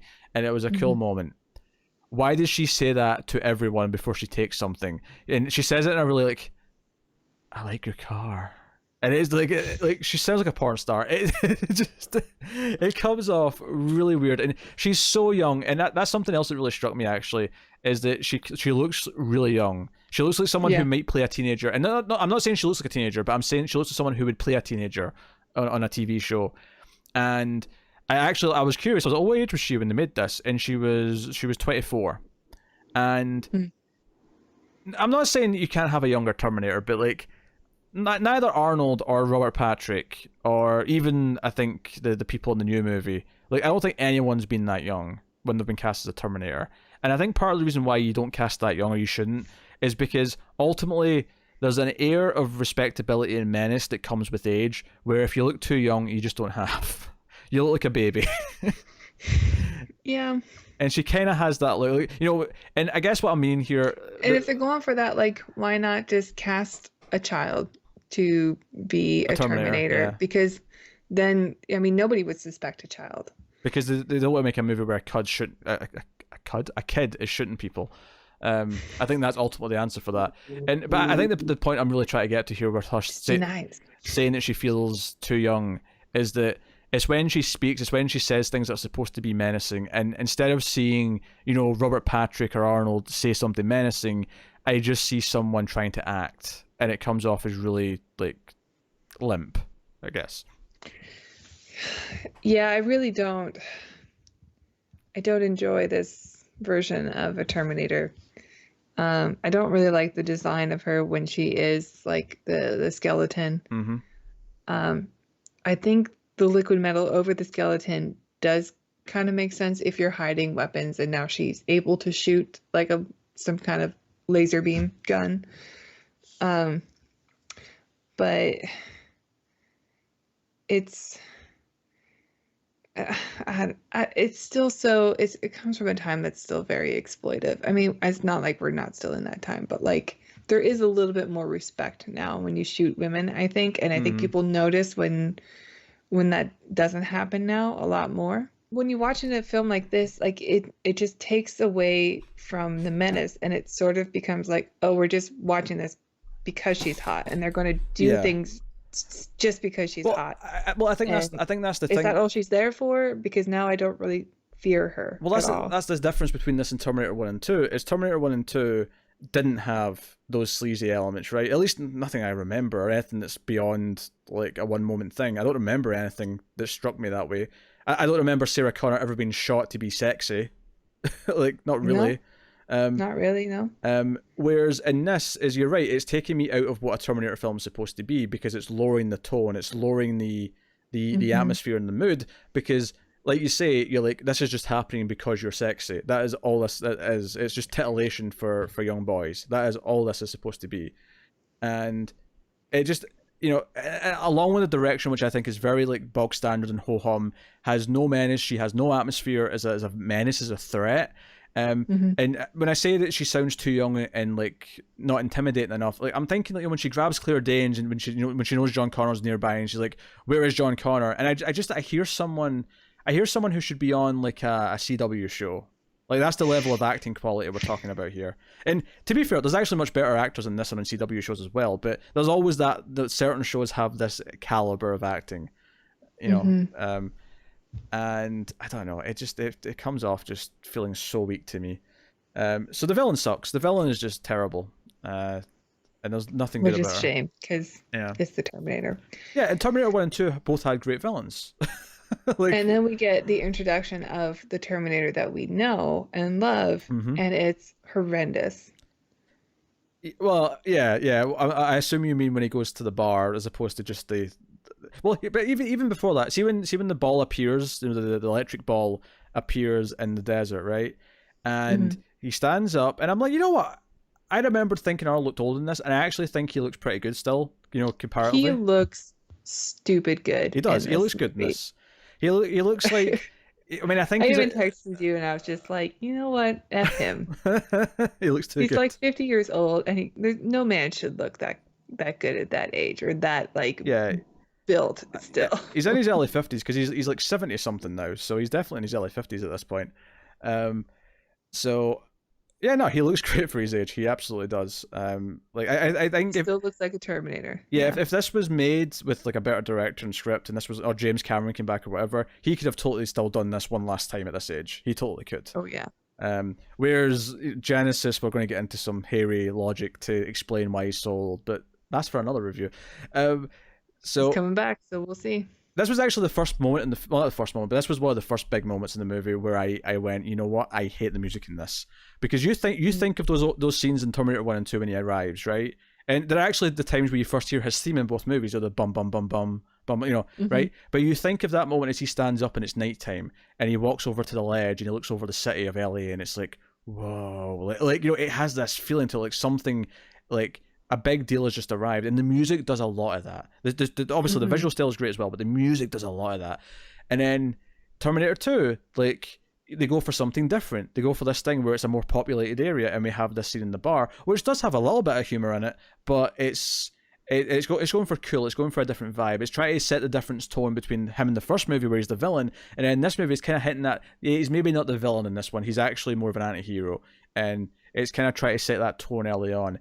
This movie doesn't do something different. This movie just redoes the Terminator 2 scene where he goes to the bar, except this time it's ladies' night and there's a stripper because that's It, funny. it's like they took the scene from T2 where the waitress is coming up with the tray and she It's goes, like, oh, oh, and yeah, except the entire bar is filled with her. I Just know different exactly versions who you of were going to reference there when you said the waitress. I know the exact move. She was like, oh, and she looks up and her. down. That's pretty good recreation. Yeah, they basically just wanted everyone in the room to do that to him because it's just Yep. all these ladies going, oh yeah, I was like, yeah, because they do the same thing where they go at the POV and it's the same grid thing going up the body and it's like not a match, and I'm like you're just redoing this scene from T2. That's all this Mhm. is. You're not expanding a point or doing anything. And then of course, like they're just going for the joke where he goes up to the stripper who's all in leather, and he's like, "Give me your clothes." Or, no, sorry, take off your Wait your clothes. turn, honey. Yes, Or something yes. like that. And then he's like, and see, because he says talk to the hand to him, right? But I'd forgotten just how in your face literally this shot was, where it goes to this shot where the hand comes up to it, because like, talk to the hand, bitch, kind of thing. And Arnold just grabs the hand and goes, no, like, and he literally talks to the hand, and they're like I remember not liking the humor in this, but I had this feeling in the pit of my stomach this time watching it. I'm like, oh no, oh I totally blocked no, out all the humor in this movie. I didn't remember anything oh. from that. I had forgotten about talk to the hand, and then when he said it here, I remembered the later scene with it. Like, as soon as he Ugh. said it the first time, I remembered the later one. Um, and then of course when he gets outside and he's got all his clothes on, he's like, oh, there's something in the pocket, and he pulls out the sunglasses and he puts them on. The camera tracks in because maybe the cool moment where Arnold puts on the sunglasses, and it's the Elton John star sunglasses. Oh my God. I hate this movie. Yeah. and why does he have a problem with them though? Because he takes them off and crushes them, and I'm like, why does the Terminator Why? in context have a problem with these sunglasses? If Because the reason we've always sort of explained why he likes sunglasses is because it's something to do with his red eyes, like it helps with Yeah. something like the vision or hiding them He or doesn't know that they're not cool. yeah, but he takes them off anyway and crushes them, and it's just because I was half expecting him to like walk away with assless chaps on because it was a stripper yeah. for like another joke. Like, oh my, it was so bad. After that moment, it wouldn't have felt out of place. It'd have felt in tone with what just happened. They really Mm-hmm. would have. And again, this is just them going, hey, remember like what it was like in T2? This is the problem. See, in Terminator 1, or sorry, Terminator 2, everything that like happens that calls back to the first film tells us something about how the story's advanced, right? The whole sunglasses thing in T2, the idea was that he goes from being less human to be more human, right? Because in the first Mm-hmm. film he went from, not having them to having them, so it was like a flip thing. In this movie he gets sunglasses like multiple times and they keep getting broken and he keeps getting more. Like, it's not saying anything, it's just because Arnold looked cool in sunglasses in T2, so we're going to keep putting him in Yeah. sunglasses. So he takes them off and crushes them, and then he finds a pair of like sweet Oakleys or whatever and Yeah. puts them on. It's like, this is good. This is my look. You're like, Yeah. how do you know? Like, it doesn't make any sense. Like, even in the first Terminator, like he beats up some punks and he puts these clothes on, and they're not as cool as the clothes in T2. Like No, he still looks menacing though, because underneath he's just a machine, and he doesn't give a fuck about what he's wearing. yeah. I'm so sorry. He doesn't care about what he's wearing. Foul mouthed Tara, god damn it.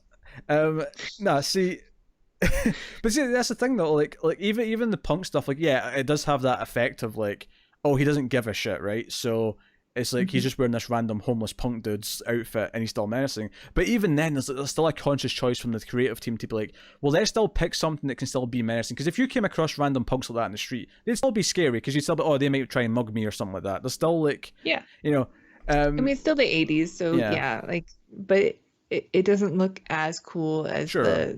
the leather that he's wearing in T2. And I think they've got like studs on the back of his jacket or whatever. It's like a denim Yeah. jacket in the first one. But the way it's shot, like, it's still so dark. Like, he does still look pretty cool. It's just not it's not T2 level cool. And it doesn't matter because the whole point is that he's a machine underneath those. Again, like Terminator 2 didn't try to recreate the outfit from Terminator 1, but Terminator 3 is like, no, we have to have him in leather pants because that's what he wore in Terminator 2. It has to be the same. It's such a sequel. It's such a sequel by committee. It is unreal. And we're also introduced in between all this to Claire Danes' character, Kate, who is with her fiancé, and she has that really on-the-nose line because she's trying to scan a barcode, and she's like, damn, I hate machines. Thanks for that. Yeah. And we meet her dad over the phone, who works at the Air Force, but he's behind. He's the one in charge of Skynet, which is still happening, and but he's got a conscience. But he's got a conscience. So we're interested in all this. He's a not army, but Air Force military general with a heart of gold. Yes, yes, that's exactly what he is. And it's funny because there has been such I'd argue there's a bigger change in the world between T2 and T3, from T3 to like any of the ones we've got now, because the internet not existing in T2 really, and then existing and being in wide use in T3 is such a huge difference in the world. Like, the world changed in those 10, 12 years. Yeah. Like, in a big way. Because even by 2003, I think, I mean, I had the internet, I think, from 2001-ish. So even by 2003, like, I'm using the internet every day. It's a big part of my life. And it's never stopped. I do things for YouTube and podcasts now. Like, the internet literally is what I use to do everything. Your life. Yeah. And sure, okay, we've got smartphones now. We didn't have them in T3, but I feel like, like, again, they could have explored this difference. Like, this is, like, they could have even tied it into like why Skynet like exists in a weird way. Like, it could be like, oh, the internet in a weird way is how Skynet manifested when it didn't just turn on like the way it did before. But of course, that's maybe not. Skynet is the reason we have internet. Maybe. Who knows? Yeah. But yeah, so John Connor, somewhere in the middle of all this, falls off his motorbike. Because he sees a deer. It's a thing. He's riding a bike, of course, because he was riding a bike in T2. Although I don't necessarily have a problem with that on its own, because he still would probably ride a bike. Like, that's fine. Yeah. I mean, if you know how to do it and if you're safe, then it is a much more efficient way to travel. Yeah, I mean, like, there's nothing wrong with him still. Like, if I'm making a Terminator sequel, one of the few things I don't dislike about Salvation is that he still like rides a bike, because I'm like, yeah, it's a character trait. He was always a bike rider. I'm only kind of pointing out because so many other things in the movie are just happening because they happen in T2. So I'm adding it to the list. Add it to the list. So he breaks into a vet clinic, for some pain meds. So he steals some dog like pills, and Claire Danes turns out she works at this vet, and she's called in for an emergency. Not because he's broken in, but because some, patient has got an emergency. Some woman's like, "Oh, my dog needs to be seen at 4 a.m," and this is where everything kind of converges. And while this is all happening, there's a couple of scenes of the TX going around killing various lieutenants, all of which have no like impact or atmosphere or anything, and they should. Like the Terminator is going up to a drive-through and like shooting the guy at the counter should have a feeling to it. Should feel something. How would you even know to go through a drive-through? I mean, I assume she's got his work records or whatever. Like, oh, he's employed here. Okay. Yeah. Hey, if Arnold can have like human psychology, like wired into him, then she can have basic drive-through functionality wired into her. Okay, maybe it's a minor nitpick. Yeah. But I didn't like it. she even goes to like someone's house and is like, "Oh, are you so and so?" and like shoots them. But it's a teenager. I thought, oh, this could be like a really dark version. Do you know that scene in the first Terminator when he goes to like that first Sarah Connor and she just like opens, is like, "Sarah Connor, yes," boom, shoot, and it's like this really horrific. Like it feels so violent and like intrusive and and cruel. And in this, like I'm just like, I don't care about her shooting this teenager. Like it means nothing. No. And another thing about the drive-through, it's really inefficient when it comes to killing. Are you saying the F you at the drive-through? Well, tell me you got that reference. It's inefficient because I mean, if you're in a drive-through, you could have a car in front of you waiting on their food because you've just paid. And then you have a car behind you. So how are you going to escape? I mean, she got lucky this time. There was nobody there. But, like, it's a really inefficient way to do that. I made a Lethal Weapon 2 reference for anyone didn't get it. That was Joe Pesci in Lethal Weapon 2. Just... Oh, yeah. I have seen Lethal Weapon 2. F you at the drive-thru. You get your order, and it's already, you ordered miles away before you know it's gone. I can't do Joe Pesci. But Aren't you glad that he's coming back for movies? Yeah, I like Joe Pesci a lot. I mean, between the 4 Lethal Weapon movies and the Home Alone movies, like Joe Pesci, like I mean, I know he was in Goodfellas, but I didn't see that till later. Yeah. I saw that years later. In Casino, right? He's in Casino. In Casino, but I saw those later as a teenager or young adult. Like, but growing up, it was the 4 Lethal Weapon movies and the 2 Home Alones. That was like where I grew up watching Joe Pesci. Yeah. So I love Joe Pesci. I'm so glad he's coming back. He's coming back for The Irishman. I don't know if he's coming back for more. Yeah, it just took his buddy Scorsese, like, hey, we're doing another gangster movie with De Niro and everyone. Do you want to come back for it? All right. Yeah, right. He's probably just been sitting in his pool for 20 years and going, you know what? Yeah, maybe I should do something for a couple of weeks. Yeah, I'm bored. De Niro's going to be there? All right, I'll do it. I'll come back to the pool. I'll see my friend again. Yeah, so she's been killing people, but of course she shows up whilst there's a bit of a... Again... John Connor's got a paintball gun and he's trying to hold Claire Danes up with the gun so she won't call police, and she just like takes it from him. Yeah, she just takes it from him. She I mean, I don't really like her character that much either, but she's clearly much more capable than he is. I mean, what happened to all those years of training in Mexico? I know, he's useless. She just turns the gun on him and shoots him because she knows it's a paintball gun. She knows it's not a real gun, and locks him in a cage. And this is where everything comes together.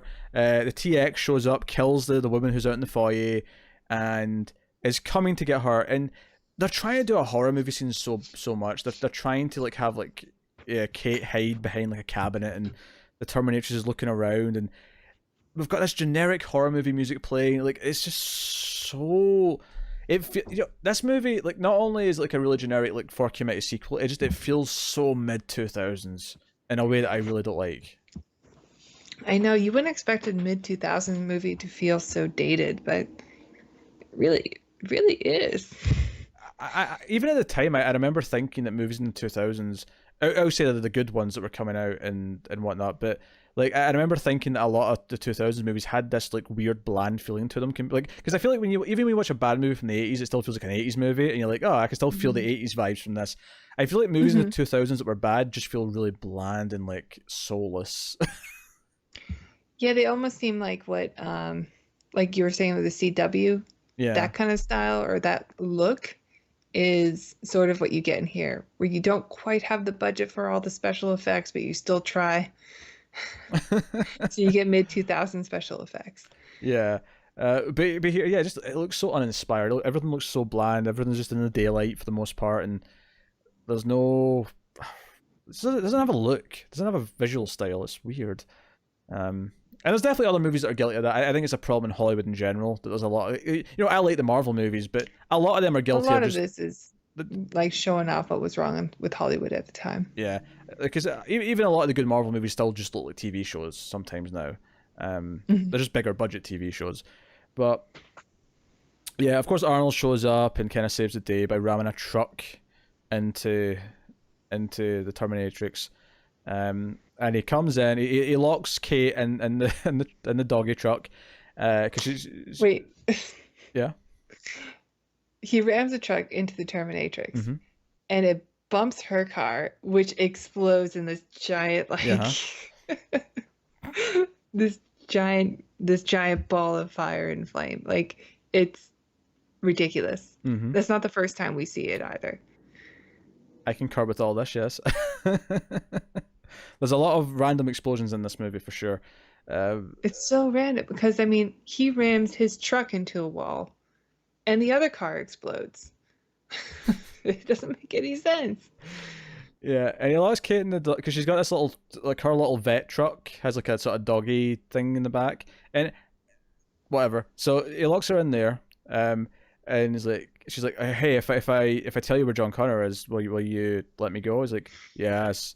And so she tells him where he is. He's like, hey, you told me you let me go. I lied. Like, would the Terminator say that? Would the Terminator even bother responding? I don't know. I don't know. Especially when we get to the point that he has to obey her orders, and it gets really murky with that role later. But more on that.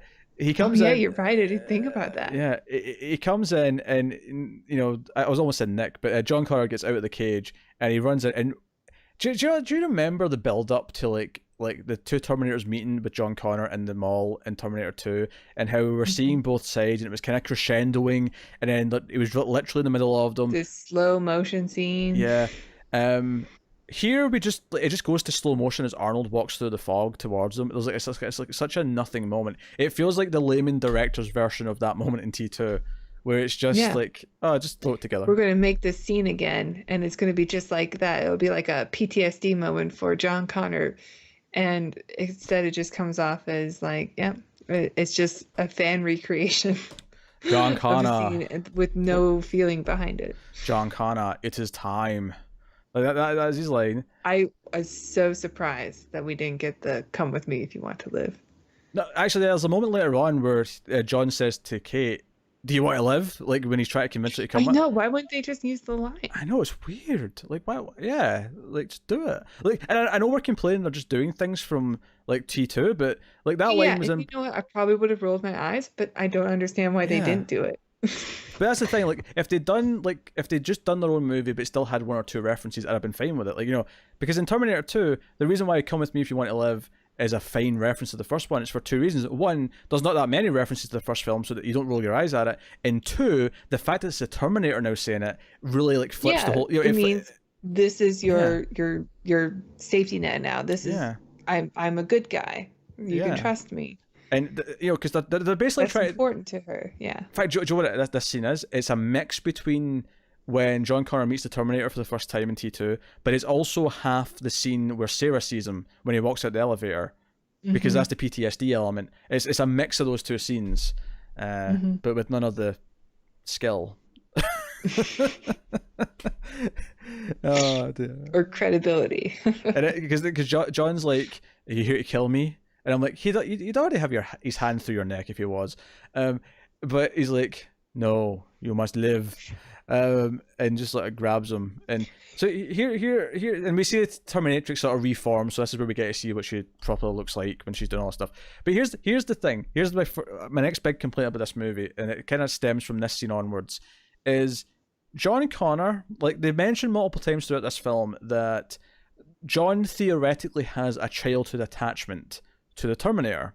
And later on, when we find out that he was killed by this Terminator in the future, it was because he got close, because he pretended to be this Terminator that he knew as a kid, even though he watched him melt. So why would he think it's the same one? Right? Why does he? Because when he said, because he asked him at one Do you point, remember me? yeah, Like, you saw him melt. like when Arnold says, when he asks him, like, do you come off an assembly line? He's like, exactly. I'm like, why didn't you assume that? Why did you think there was only one of him? You already knew your mum saw one. Connor such a doofus. He's an idiot. He's an idiot. He's an actual idiot. And you saw him melt, and we all cried with you. So the Terminatrix pulls out her plasma cannon and shoots Arnold. And this actually essentially is the moment from T2 where the T-1000 stabs him, because it destroys one of his fuel cells, and he has to go to his backup. Although it adds this new thing we'll get to later. But all the cops show up, and Terminatrix is still around. And we discover she has a new ability compared to the T-1000. She can actually take control of other machines. If she like basically hacks it physically, she can control the other machines. So we get like a big chase scene where she's in a big truck. Instead of an oil tanker, it's like a giant crane with a hook on it. Mm-hmm. So it's a really wide vehicle. That's the thing I'd say about it more than anything. It looks really wide for a vehicle. Yeah, it's like it's some kind of rig, but it's like hanging off on the side, so it keeps running into things.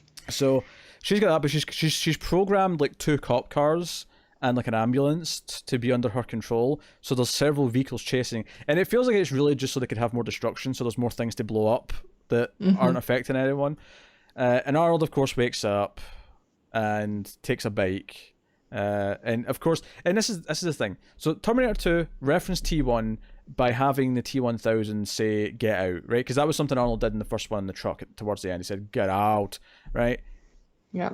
So okay, get out. You want to reference that as a consistent thing that would be in his dialect? Sure, that's fine. He does it like 3 times in this movie, though.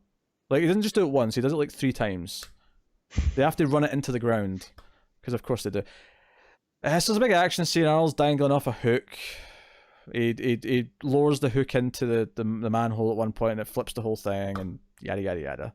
I don't have a lot to say about the action scene. It's fine. Yeah, it's okay. It's not boring, but it doesn't even compare to the scene in T2, which is what they're trying to do. Yeah. So it's after this where they're in the truck, and Kate's just yelling in the back, and that's just meant to be a comedy thing. Where, like John shuts the little shutter on her, and then Arnold does it as well, because he's like, "Oh, have you sustained injury? Drop dead, asshole! I am unable to comply." That is maybe the one little smart thing they do in the whole movie, is that when we find out that she's the one who can give him orders, but he says, "I'm unable to comply," because we know from T2 he can't self-terminate. So she gives him that order, and he can't do it. So that was a neat little hint. So I'll give them points there. That's okay. I'll give them points. Yeah, so his fuel cell... I actually kind of chuckled at it, so I was all right with it long. Sure. But his fuel... Because it wasn't a stupid response. It wasn't like, I don't know. It felt like a Terminator response, yeah. Yeah. Yeah. It didn't feel like they were doing something silly. It felt like, no, his natural robotic response made it funny. He didn't say something dumb like talk to the hands, so... Oh, yeah, we'll get there. So he takes out his power cell and throws it out into the desert, and it causes a mini nuclear explosion. Can we just... There's a mushroom cloud. And all this is so that we can do this at the end. It's just to explain why he can blow up when he wants to. Mm-hmm. That's all it is. That's all it is. But they get to this gas station, and Arnold's like getting supplies, and he's just going around like taking one of everything essentially. And he takes some sunglasses, because his previous sunglasses got destroyed, of course, so he needs more. And the cashier tries to talk to him, and he's just like, "Talk to the hand." Oh, I froze. Oh, you froze. That's the first time it's happened tonight. Hey, that ain't too bad. What are your thoughts, Tara, on Talk to the Hand? Oh, did I like it? Yes, did you enjoy this scene? Well, this may surprise you, but no, I hated it. It was terrible. Like, why would he ever say something like that? Sure, what the worst part of the scene is, though? It's not even the line for me. It's when he turns his head back to walk out, the song that's in the background picks up, and it's like, funky, funky, funky. It's this really upbeat, silly song. And I'm like... It's like this is going to be his new catchphrase, and it's so dated and it's so cringy, and Yeah. I just want Arnold to be cool all the time. Yeah. In fact, do you know what moment really struck me when when Nick Stahl just doesn't feel like John Connor? See when he's like talking to him for the first time, he's like, "Don't you remember me? Hasta la vista, baby." And I'm like, that felt forced. That did not feel like It's John Connor. awful. Yeah. Um, he just doesn't feel like that John Connor. But so they go to the cemetery. Um, Although on the way, John Connor has like a heart to heart with Kate and tries to explain. Although he's very bad at it, he never actually outright just tries to explain what he kind of drops these things where he's like, "Oh, he's a robot from the future, and I'm the future leader of the Resistance," but he never actually explains what Judgment Day is, or that Skynet like is going to rise, or he leaves out a lot of details and makes it like really hard to even try and take him seriously. But of course, they made out as when they were like 12, so of course they were destined to be together. What nerd wrote this script? Maybe Betty, who kissed me because of the party that happened, will get back with me one day. We're destined to be together, Betty. I don't. I just like everything with their relationship feels kind of forced to me. Even though it makes sense that he probably does have someone in the future, that this element just feels like It's so not necessary. it's not necessary. Like I get that because Terminator 1 and 2 had this strong heroine, right? They wanted to have a strong heroine again, and they get really on the nose with it later. Again, we'll get to that line, but like it's just hard to swallow when none of the characters are that engaging. And the movie feels like it's just going through the motions because it is just this like, oh, we're going through these beats from T2. Although instead of going to Mexico to get guns, they just go to a crypt that Sarah Connor had in her will, whereas a coffin with her name on it that's full of various weapons. Yeah, it's that locker room from T2, but it's all in a coffin. Yes. There's like a rocket launcher in there. Yep. Yep. Which, to be fair, T2 never had a rocket launcher, so I mean, fair enough, I suppose. Did they use it in this movie? Yeah, yeah. Did I miss it? He shoots a TX with it as they're leaving. She's coming towards the hearse. Arnold shoots her with it to buy them some time. You're right. So, you said you had thoughts on the death of Sarah Connor here, and this is where we get it explained to us. She had leukemia. She had leukemia, and End of story. And this is where the murkiness of the timeline, because it says she died in 1997 just after Judgment Day, and John says out loud that she held on for 3 years just to make sure Judgment Day didn't happen, which means that Terminator 2 at most took place in 1994. Yeah. Assuming she got diagnosed with leukemia, like right before she left the prison. Yes. Which would mean that John Connor should be 9 or 10 in Terminator 2. But he also says that he was like 13. He was 12, 13. So there's definitely some wonkiness in the time here. I'm pointing that out. Yeah, but there was wonkiness in T2, so. Yeah. Yeah. But I hate how they hand wave it. It's like, oh yeah, she died of leukemia. Let's move on. It's actually, that was the other thing. It's the same with when he's like, we stopped Judgment Day, and Arnold's just like, you only postponed it. Judgment Day is inevitable. And that's it. That is the only explanation you ever get. Okay. That's it.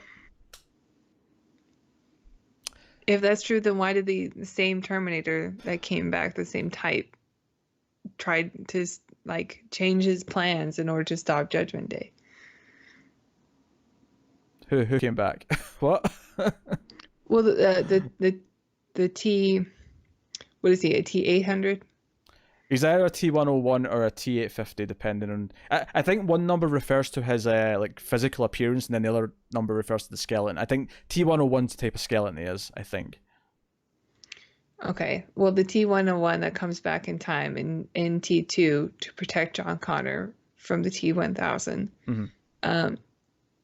it changes his plans in order to stop Judgment Day instead of just protect John Connor. Yes. Why would he do that if Judgment Day is inevitable? I guess because he didn't know it's inevitable. Well, this is the same model that's come back in time, right? whatever. Well, yeah, but the one in T2 came back from the original future, whereas now there's a new version of the future because the Judgment Day doesn't happen until 2003. So this new Terminator does theoretically have more knowledge based on how the world's changed since T2 did change things and postpone things. And there's another plot thread with this Terminator actually, where he does a lot of things from T2. He checks the the sun thingamajig for the keys in the car. Mm-hmm. And Which is something he learned from John Connor. yeah, and he after when he get the machine gun at the graveyard, he shoots at all the cop cars, and then he has the human casualty 0, at the end of it. Mm-hmm. And again, that's a T2 thing, and I think the implication is supposed to be because he was supposed to infiltrate in the future with like older John Connor, is that they gave him traits. But then I'd say, why does Skynet know what traits that John Connor taught him? Like, why would he know any of these things?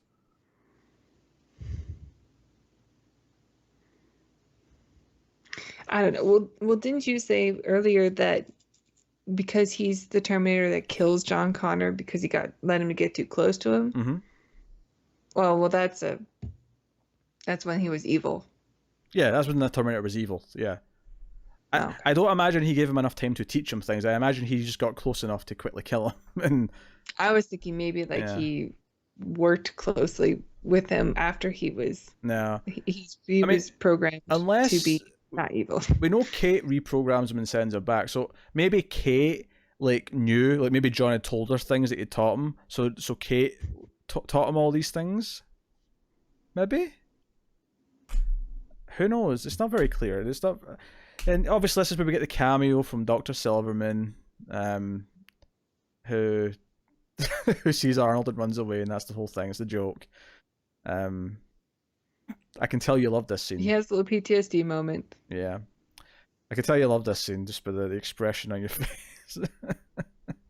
I do really like this character. I like him in the first 2 films a lot. Oh yeah, he's great in the first two. In this movie, it's like, oh, there he is. He just feels like another. This is for you, fans. Remember Terminator 2? This is why you paid the $10 to come to the movies. Yeah. Of course, Terminator shows up. She's since killed the fiancé and appeared to be him. I will say I did kind of like her killing the cop in the car with just putting her whole hand through the chair. Mm-hmm. I actually kind of like that one moment. I'll give that one moment. Oh yeah, she's disguised as Claire Danes' fiance. Yeah. And she just puts her hand all the way through the guy's chest from behind. That was okay. Maybe that was. Yeah, and it makes sense that she would do that. Maybe that got the R rating because it was as soon as they said where they did. It was pretty gory. Yeah, it was as soon as when they said they had the locations. Oh, she's been spotted at a cemetery. At this address. Blah blah blah. She was like, okay, I can kill them now. I don't need them anymore. Mm-hmm. I mean that was logical. Doesn't she keep driving with the with her hand through the guy? Yeah, it's pretty funny. Yeah, that's not bad. I'll give points where points are due. So there's a whole action scene where they're running away and the TX is on the roof of the hearse and try to cut through and whatever. She's got a buzzsaw attachment. But they get away, and this is where we find out that her dad's also a target, and because the TX has lost them, she'll go after him. And then John realizes, wait, he's in control of Skynet. He's behind it all. You're so important because your dad's important. He taught you all these things, and because you connect me with the whatever's left of the military, that's how we build a resistance, and yada yada yada. And this is important. We have to go save our dad. And the Terminator's like, no. And then the phrasing she has when she because he puts a gun to his head and says, if you don't do it, I'm going to kill myself and you'll fail your mission.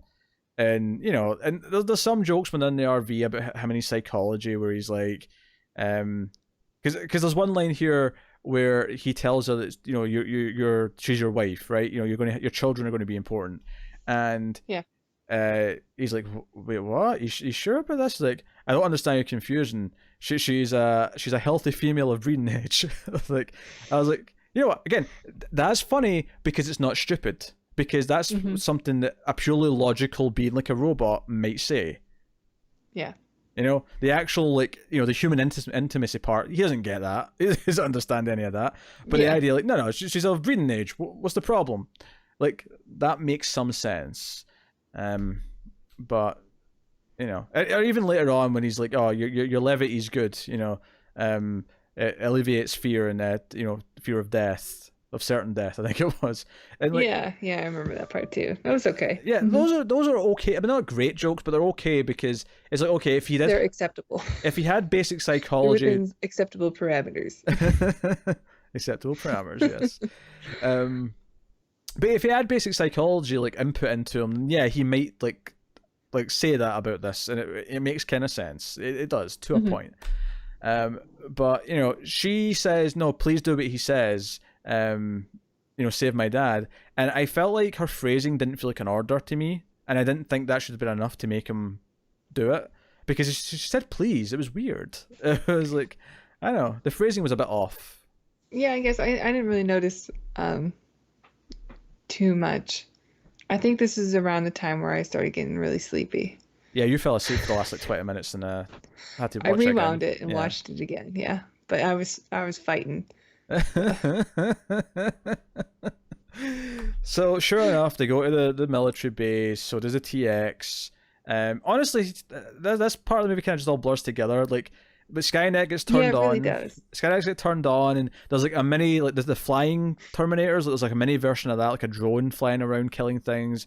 They've got a mini Hmm. version of the tire track ones, the tanky ones, and like, you know, and we get to this moment here where Arnold gets separate because he's fighting the TX. He has the whole "she'll be back" moment, which very good. Like, I don't get why they were so determined to do that. Like the "she'll be back" thing was stupid to me. It I was mean, it's for the trailer. I think they had just a checklist, you Yeah, know? yeah. They have that moment, Check. and we can finally talk about this moment we've been hinting at like multiple times in this review, where the flying Terminator, you know, the drone comes around the corner. It's coming to John and Kate, who are on their own, and it's coming to, and John just buckles, and Kate grabs the machine gun and just unloads into it, and it eventually explodes. And I mean, why it explodes after, you know, some bullets, I don't know. Like, is the metal exterior not strong enough to withstand that? I guess I don't know. Why doesn't John pick up the gun? Why hasn't Like, John? it's Yeah, right in front of him, and he's had all this training he his whole buckles. life. And she does it instead, and he's just kind of staring at her, and she's like, "What?" And like, I would have accepted even just him, like, I don't know, I just like, you know, like just this idea that he's really into her now because she's like a strong person or something like that. But he says Yeah. the line, "You remind me of my mother." Not Now, necessary. not necessarily, but here's the problem with that line is that it would almost work if like she did remind us of his mother. Like, let's say that she reminded us of Sarah Connor in some way. We would be like, okay, fair enough, we can see it too. So he's just voicing what we're thinking. However, she does not remind us of Sarah Connor in any way, shape, or form. She's shot one round of bullets and Yeah. has not been a badass up until this point. So when he says this, it feels like they're trying to force, like, oh, see, his future wife is kind of a Sarah Connor-esque. See? Yeah, I guess, you know, because she's from the beginning of the movie, she's kind of like this. I don't know. She's always, I guess, kind of capable, but she's. I think they're trying to make her have that Sarah Connor journey between the first and second movie in this one film. She's got the normal job, and then she's caught up in all this, and then so on and so on. Yeah, no,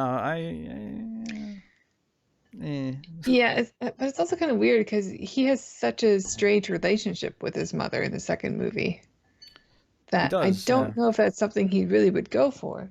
I mean, maybe I can buy it, but the last time we saw them together, like he really does not. Like even in the movie, he kind of gets closer to his mom, but they still feel very distant by the end. Like he mostly just attaches himself to the Terminator. Yeah, and I mean that was the complaint I was getting at earlier, where I don't really feel like he has any attachment. Like they keep talking about the idea that in the future he like uses the attachment he has to this Terminator to get close, but at no point in Mhm. this movie do I really feel like he has any kind of attachment to this Terminator. He doesn't No, really feel like he has that at all. It's weird. and he doesn't. It's Yeah. not there. It's just not present. So her dad's dying. He's like, you have to get to this place, and they think it's because it's where the Skynet like main computer is, so they can blow it up and stop Judgment Day. Really, what it is though, it's not. It's a safety bunker, and you'll survive and like survive Judgment Day. He doesn't know Yeah. that he's the future savior of humanity, but he's just in this for his daughter. But they're running through this like almost like a is that Hadron Collider? Is that what it was? I don't know what it was, but it was something I like think that. so. I think it's a particle collider of some Yeah. type. But like they're running through it, and the Terminatrix is coming through, but John's turned everything on, and it's like a giant magnet, so she gets like Yeah. stuck to it, and I'm like, okay, we've never dealt with a big magnet before in these movies. That's like the what. It's clever. Yeah, that's like the one idea they had in this movie is like, oh, we've never done that before in a Terminator movie. Let's see how that And it looks works. cool too. Like she's kind of like melting into it, like the Yeah, liquid metal part. yeah, no, and she gets out of it. She breaks the machine basically by turning the buzzsaw on to basically Hmm. just mess it up enough to get away. But of course, when she won the fight with the Terminator before this, she used her like control machines doohickey on him. So as they're getting to the plane, which of course Kate can fly because she can Of fly course. planes, the Terminator's like walking up to him, and even though he's being controlled by her like programming, he still he's got his own mind. So he's like, "Get away from me now! Get away from me! I'm going to hurt you!" Like, like, and basically John has to talk him out of doing it. He's like, "No, you're about to fail your mission. You're about to kill me and fail your mission." So he shuts himself Yeah. down, and that's basically it. And like, I feel like this scene only exists because John's like, "Oh, you don't want to do this. You don't want to do this." He's like, uh, you know, what was the word? Not preference.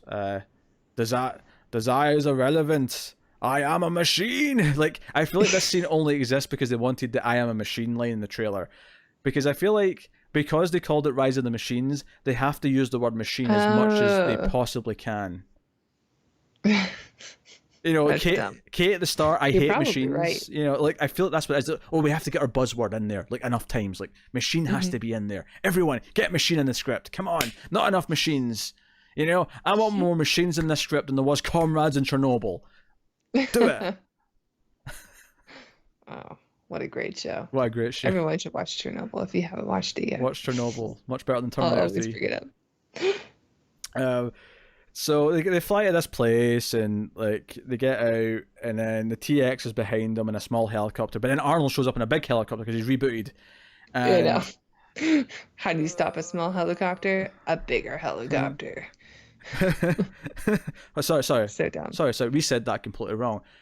How do you stop a small chopper? You get a bigger chopper. Get to the bigger chopper.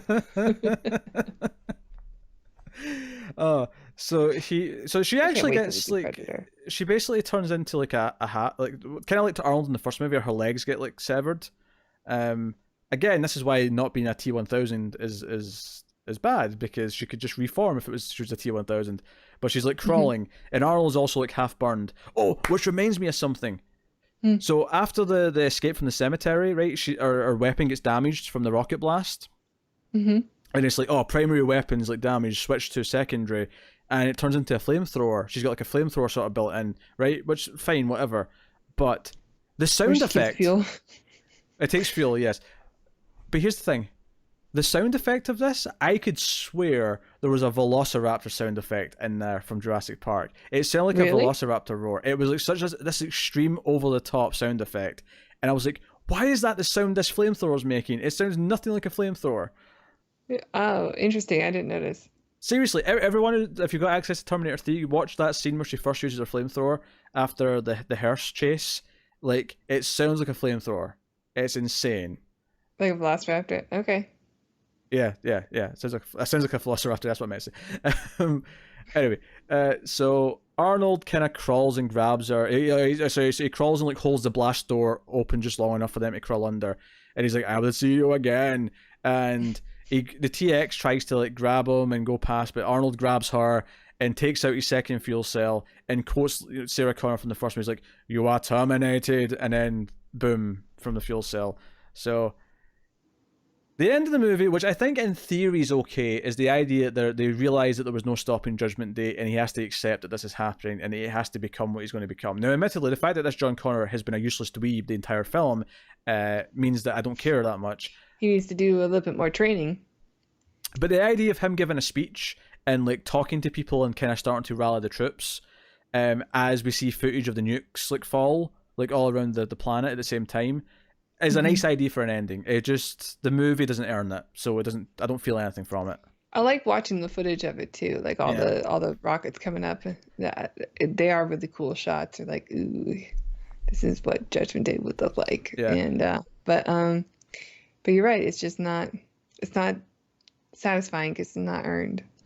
And speaking of the CW, Smallville actually used some of this footage a few seasons after this aired, or after this came out. Oh, really? It was like 2 or 3 years later, there was like a flash forward to what might happen if Lex Luthor becomes president, and it was like the footage of all the nukes coming down at the same time.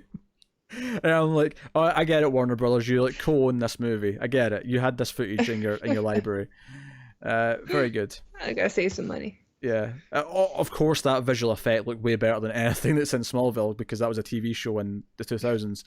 Yeah, I didn't watch it. Good, you made the right choice because it's terrible, and I regret watching 10 seasons of it. Like I really regret. 10 seasons? Wow. 10 seasons. Yeah, Must be pretty popular. Unfortunately, it was.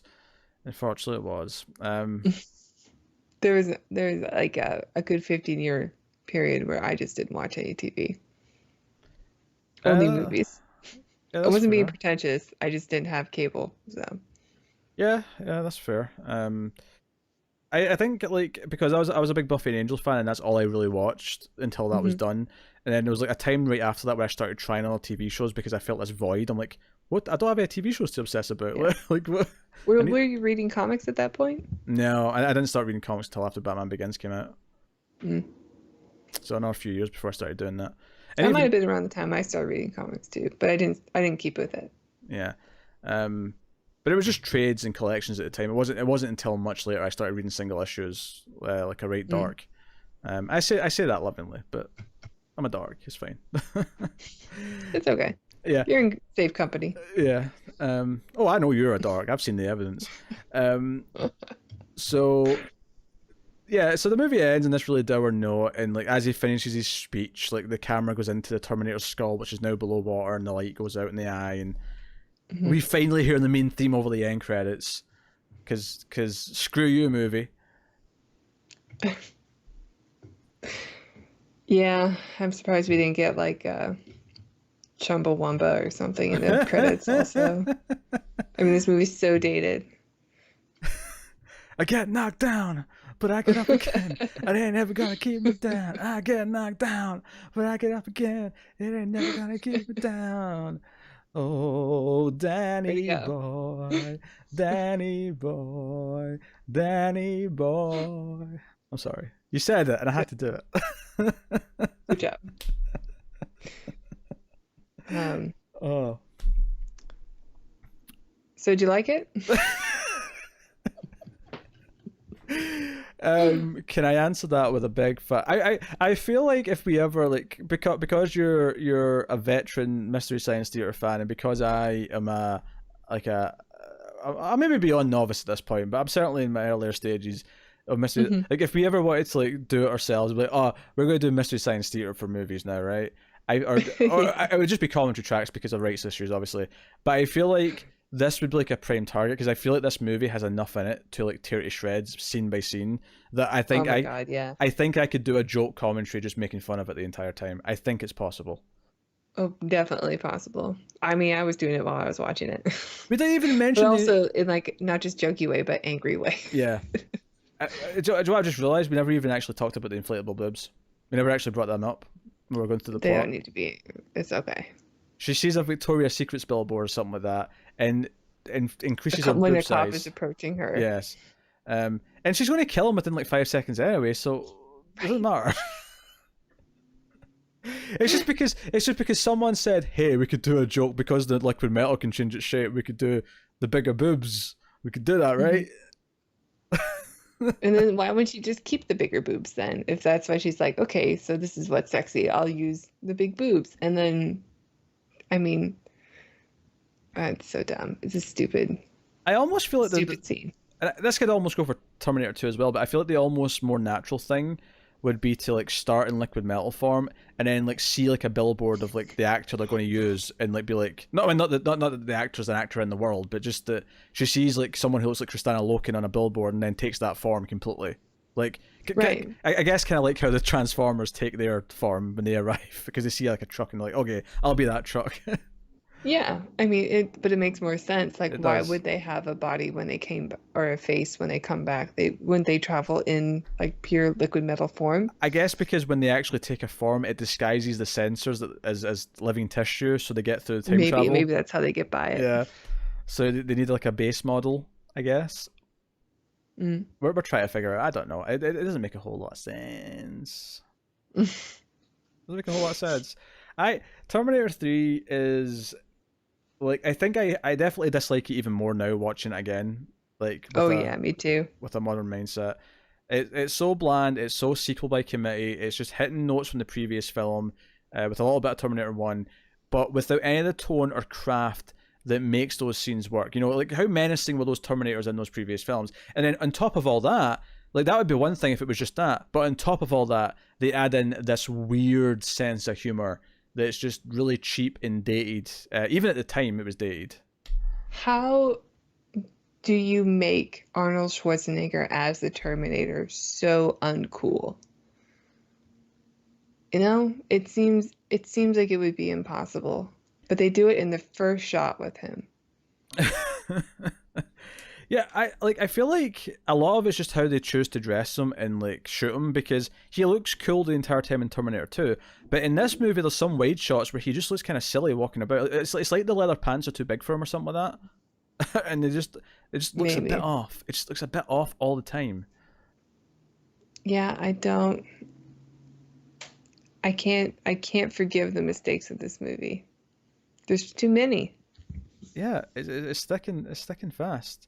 Um, Tara, Sorry, I'm tired. I know you are. I can sense you're getting tired, which is why I'm about to try and put you out your misery, and ask you like how you would rate this. And I think for also interest sake, what do you think you were going to rate it before you watched it again? I think that's an interesting I was question. thinking somewhere above the 50% line, but not quite, at like a 7, maybe like a 6 or a 6.5. That's where you thought it was going to come in from memory. Okay. Yeah, from memory. Because, like I said, I've only seen it once before at the theater, and I never bothered watching it again because I thought I was really happy to see Arnold Schwarzenegger again on the big screen as the Terminator. And maybe I was just kind of blinded, or maybe I was just at the right age for it.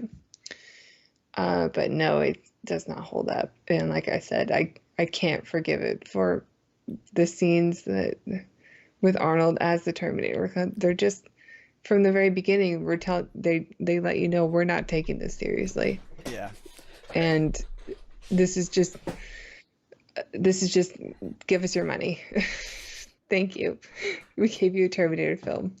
Tell your friends. It's And it suffers a little bit from the Superman Returns thing, where it's like, oh, we're bringing this franchise back, you know, decades mhm, after the last one, and we all got excited because for a lot of us, for people in our age range, it's like, oh, we get to see one of these in the cinema for the first time because we were too right, young, you know, when the previous big ones came deal. out, and you get all excited, and even Superman had like the main theme, like the opening, which is the best part of Superman Returns, is that opening music in the cinema. Hmm. I Um, agree. and then there's a couple of good scenes, and then it's just this bland movie because it's just trying to recapture nostalgia for the previous one. There's very few franchises that came back decades later that worked. I think one of the few ones that spring to mind Creed. is okay. Well, I think Rocky Six or Rocky Balboa rather actually kind of did that already, bizarrely. But Creed's a fine example. But before that, though, I would actually say Rambo. Rambo 4, I thought was like a terrific little You know return. what? When I went to check the IMDb for Claire Danes, I saw that there's a new Rambo trailer out. And I'm like, oh my God, we should stop so I can watch this. I haven't watched it yet. I'm so excited. And But you're right. I love that. yeah, That Rambo 4 was last good. Rambo movie was really good. And it keeps it simple and just does a new story. It's just like, no, there's a simple Yep. story about him, you know, being forced out of this situation where he has to be Rambo again. And it just keeps it really nice and simple, and it's just gory as shit, and it's a blast. Yep. But That's all we want. yeah, and hey, that's not a bad freeze frame. You froze frame mid smile. That's quite good. You could have left that there for the rest. And, Mid-tired smile. yeah. So anyway, you're getting to your rating. Yeah. So this movie's really bad. Mm-hmm. And I kind of was angry from the beginning, and it didn't really go away. So I There are some things that are fine in the film. I don't like John Connor at all. I don't really care about Claire Danes' character. I don't like the villain. I like Arnold. I don't like the choices they gave Arnold. I'm gonna give it a 3.5. Whoa, baby. Yeah, this is a really low movie for me. Joe, it's funny because I agree. I got kind of pissed off. Like, see the stripper scene at the start, and it was just a talk to the hand moment. Never mind the sunglasses after. That moment, I was just kind of like, oh god, oh no. I was getting like Schumacher vibes. Yeah, I forgot this was like a thing in this. Like, this is terrible, and Yeah. I felt I never really get over that. And there's a lot of other little things like that in the movie, and then there's just the fact that nothing has any the villain isn't intimidating. There's no presence or atmosphere for the rest of it. It feels like a TV show in a lot of ways. It feels like a TV show with just bigger budget effects, and it feels really limp. And I think likewise when I committed this, I remembered thinking I was probably going to be like, it's maybe a 5.5, like just above that mediocre line. Mm-hmm. It's just watchable kind of thing. And watching it again, like, yeah, I don't think I can go that high.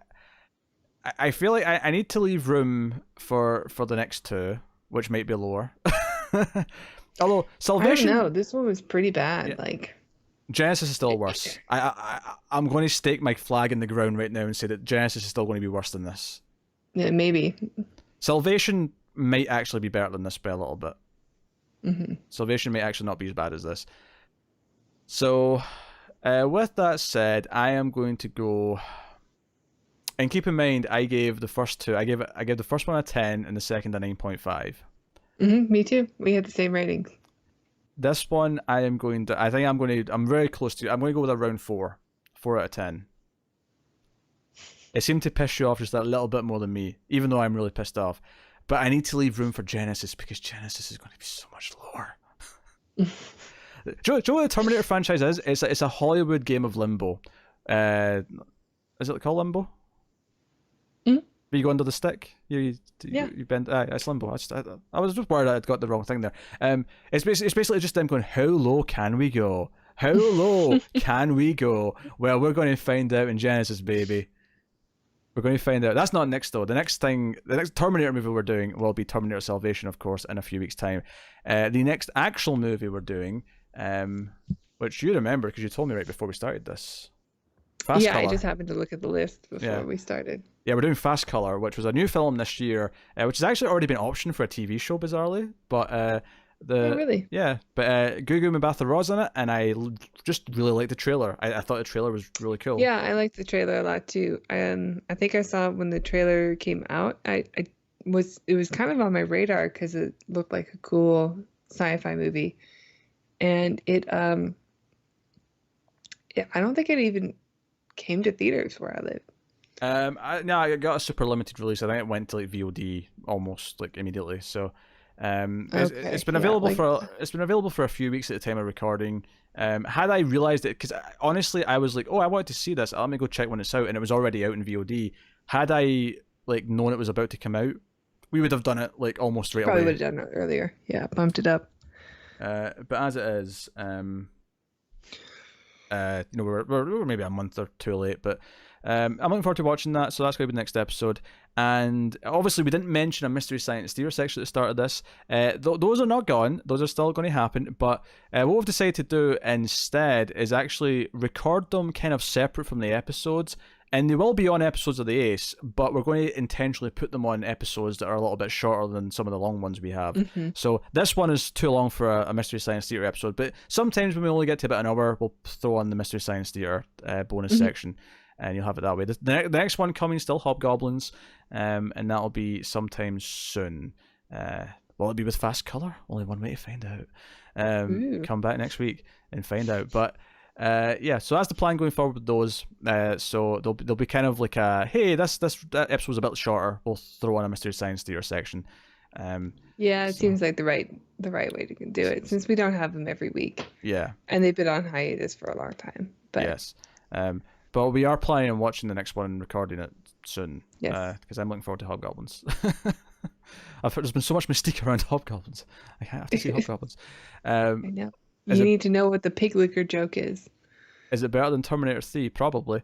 Oh, more. It's more fun to watch. Okay, I'll take that. I'll take that. So yeah, there you go. That has been Terminator 3, and yeah, I knew this was going to be a meaty one because this franchise is something I'm so impassioned about. Bizarrely, I think Salvation, because Genesis will be equally as long as this. I can promise you right now, I am going to rant about almost everything in that movie. Salvation. I don't remember hating it in the theater when Yeah, I saw it. I remember hating the trailer. I remember just feeling kind of underwhelmed by the whole thing, but I don't remember being like angry like constantly in the No, same way. I remember them thinking, oh, they're doing the Black Hawk Down, but with Terminators. All Mm. right. Um, we'll see. Yeah, we'll see. We'll see. I definitely. I mean, I've only seen Salvation and Genesis once each, but Genesis was recent enough that I still remember it relatively well. Salvation, like I saw once the year it came out, and I've not seen it since, so I have no idea. Neither. I remember a couple of beats, and that's about it. So we'll find out in a few weeks how that one holds up, if at all, because that's very debatable. And got Fast Color next week, and just remind the patrons that there's a vote on probably right now that'll end at the end of the month, so make sure you go and vote in all the votes on Patreon. Of course, you can support us. We mentioned Patreon, but we can also support us in other ways, such as liking, subscribing, commenting below, and letting us know what you think of the movie we talked about. You can send in questions for us to answer at mftvquestions@gmail.com. You can send in questions about past movies we've done or movies you know that are upcoming. Just put in the subject header the ace so we know it's for this show, and we'll occasionally pick some of those out as well. That'll be another thing we'll maybe do at the end on shorter episodes when the Fun. occasion calls for it. So, and you can also follow us on Twitter at the Ace Podcast. And finally, you can rate and review the podcast on the audio feed on the Apple Podcasts or wherever else you listen to it. If you give us a 5-star rating and a review, it helps other people find us and all that jazz. So, yeah, go do all those or all or some of those things, whatever ones apply. And thank you once again for watching or listening. We love you loads. And keep watching sci-fi movies and computer, but not Skynet, you piece of shit. You simmer down over there and you go and sit in the corner and think about what you've done. But computer, that's salsa. Yum, yum.